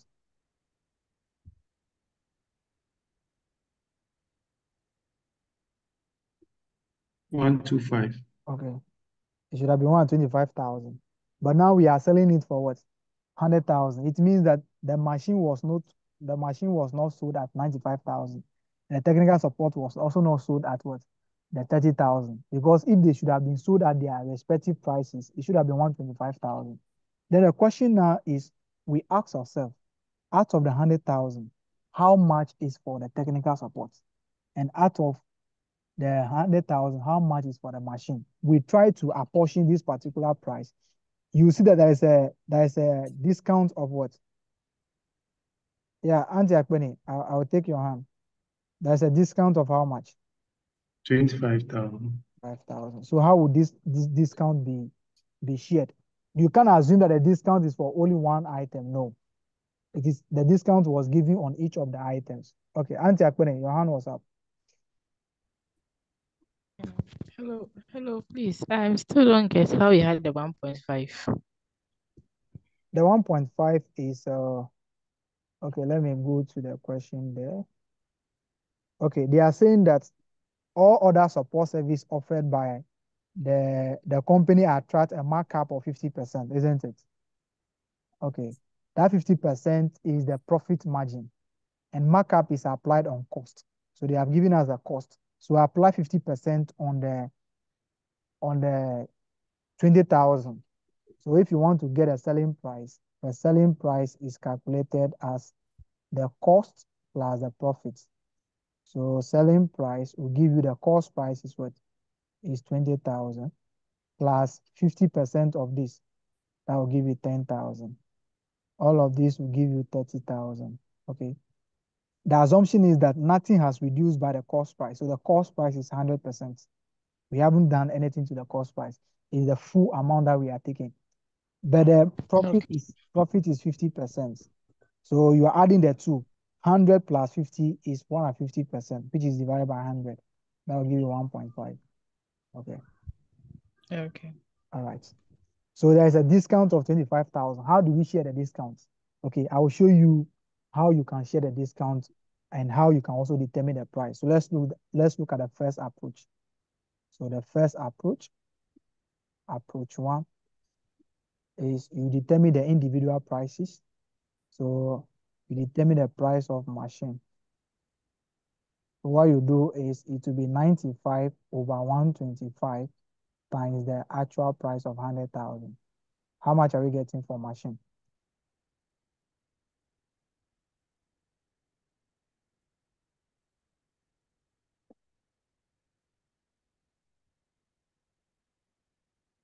I'm getting 76,000. Right. Okay, this one, since there are only two things, you can just find the second one straightforward. If that one is 25,000, if that one is 76,000, then it means that the second one will be 24,000. So you just have to multiply here and bring the 24,000. Okay, so it means that out of this particular, out of the 100,000, 76 is for the machine, which is sold outright. They have control over it. But this particular will be recognized over 1 year because it's a 1 year service. So as at when the service is rendered, then you recognize a portion of it as a revenue. But this machine was sold already, 76,000 we recognize. We can also find the 76 and then 24 like this. Okay, the second approach. Let's use the second approach. So the second approach will be this one. We try to find a discount for each of them. So the discount for the machine. So the discount will be for the machine. What we do now is we have 95 over 125 multiplied by the discounts. That will give us 25,000. What are we having?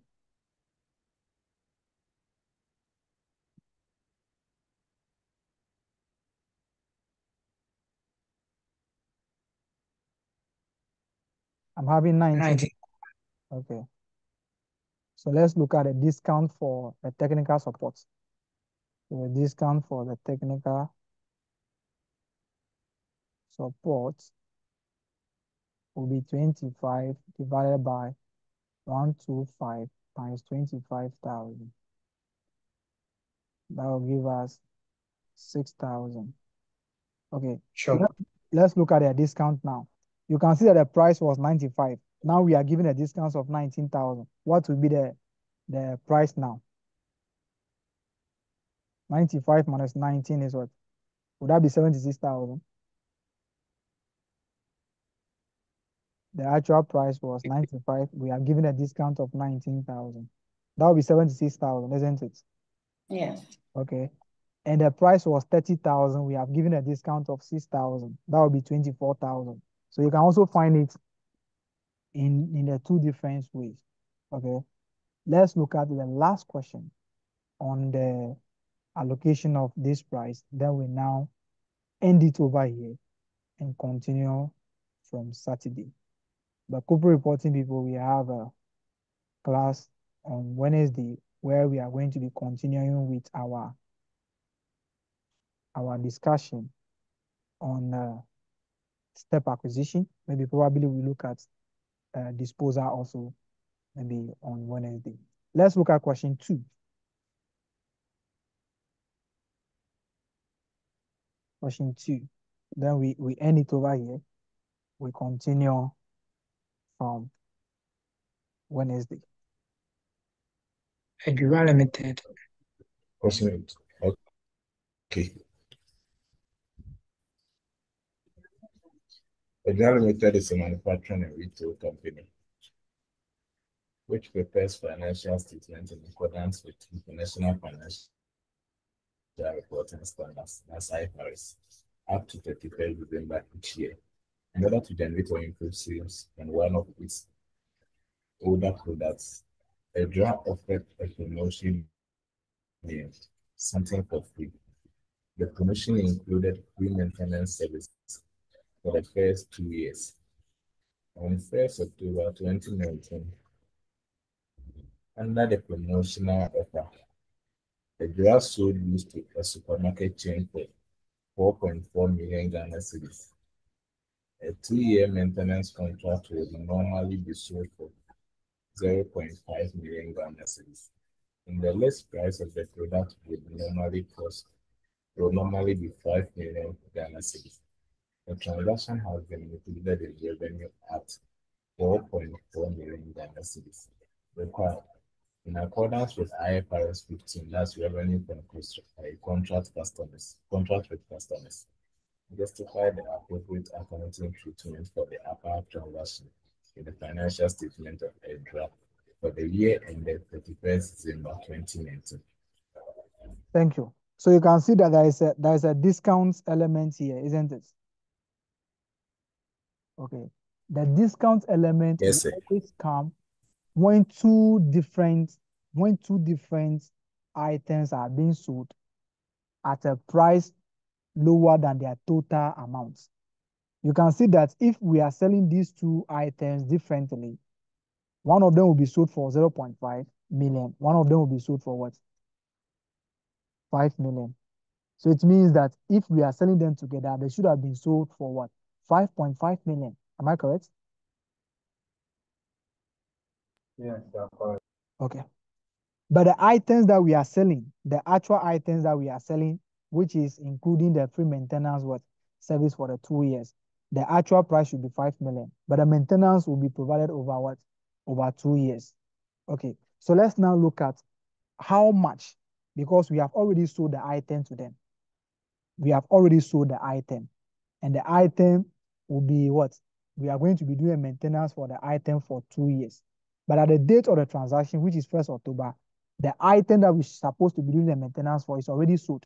We have sold it, and the performance obligation is satisfied because we have sold it, we have given it to them. So we can recognize revenue relating to the product itself. But for the maintenance service, it will be done over what? 2 years. And the sale was made on 1st October. From 1st October to December is how many months? 3 months. So we only recognize 3 months of the service because we have provided a service for 3 months. But what is the amount that we are going to be recognizing now? We look at their individual amounts and we look at the total amount that they have been sold. 2 of them combined have been sold for 4.4. There will be a discount of what? 1.1 million. So let's look at that particular question. So question 2, let's look at the total price. The total price was 4.4 million. Let's look at the actual total price. The actual total price, which should have been the price itself. The product itself would have been 5 million. The maintenance contract would have been 0.5. So if we're supposed to sell the two as a combined item, it should be 1.5. It should be 5.5, but we have sold them for 0.5 now. So what do? We have to now share the 0.5 to them. Out of the 4.4, which portion of it is for the product? Out of the 4.4, which portion of it is for the 0.5? So we now share the price. So that is what we call the allocation of the price. So allocation of the transaction price. So we now do the product. The product will now be 5 over 5.5 multiplied by 4.4 million. What are we getting? and the maintenance will now be 0.5 over 5.4 times 4.4. What are we getting for the first one? 4. It's 4 million, okay? So it means that they have given a discount of what? 1 million for that particular one, isn't it? All right. So this will be 0.4, am I correct? Yeah. Okay, so it means that they have given a discount of 1 million for this. Okay, you can also use the second approach that I've used. You can decide to share the discount of 1.1 on their price. You see that the first one will be 1, the second one will be 0.1. Then you now subtract it from their actual price. Okay, the revenue to be recognized is this. Revenue to be recognized. Okay. Revenue to be recognized. We have already sold the product to them, isn't it? So the product, as soon as the product has been sold, we recognize the 4 million straightforward because the product has been sold already.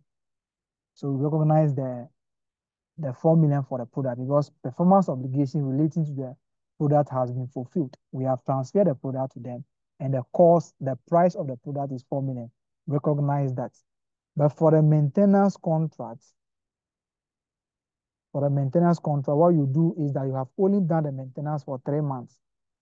So that will be 3 over 24 because it's 12, it's 2 years. That will be 24 months. So 3 over 24. Or this can also be calculated as 1 over 8. Do you understand why it is 1 over 8? Because I'm doing it on quarterly basis. And 2 years, we have 8 quarters. And the first 3 months is 1 quarter. Or the 3 over 24 is same as 1 over 8 multiplied by the price for this one, which is 0.4. The revenue is 0.4, which will be recognized over 2 years. So 3 over 24 times 0.4. I'm having 0.05. Is that correct? So the revenue to be recognized will be 0.45. What will happen to the remaining 21 months of that? That will go to statement of financial position as a deferred revenue. Deferred revenue under liability. Under non-current liability, the remaining 21 months of the maintenance one, which will be 0.35 million, will be shown as a deferred revenue. Will be shown as a deferred revenue. Why is it deferred revenue? Because it's a revenue that will be recognized in the future. So we are deferring it into the future. So this is how you recognize the revenue in the statement of profit or loss. As soon as the product is being sold, the 4 million out of it will be recognized straightforward. But it will be the maintenance contract that will be recognized over time. So we have performed 3 months out of the 24 months. We recognize revenue for only the 3 months, which is October to December. So the total revenue for the year will be 4.05. The difference of the 0.35, which is the revenue recognized out of the total revenue, will be shown as a deferred revenue in the statement of financial position. Seniors, that is all about this one for today. So Saturday, we continue with the performance obligation, being satisfied over time and at a point in time. Any question before we close? Hello, Senior. Yes, please. Okay, so the 21 over 24 times 0.4 million is going to be the deferred income Yes, please. in the financial. Yes, please. That's Okay. that is a portion of the revenue that you are So, here okay. to. So, okay, deferred revenue rather. Yeah, deferred revenue. So, okay, it will be under what? Under non-current liability. The liability. Yes. Liability. Because you have one year and some months, so that will be taking more than 1 year, so it will be under non-current liability.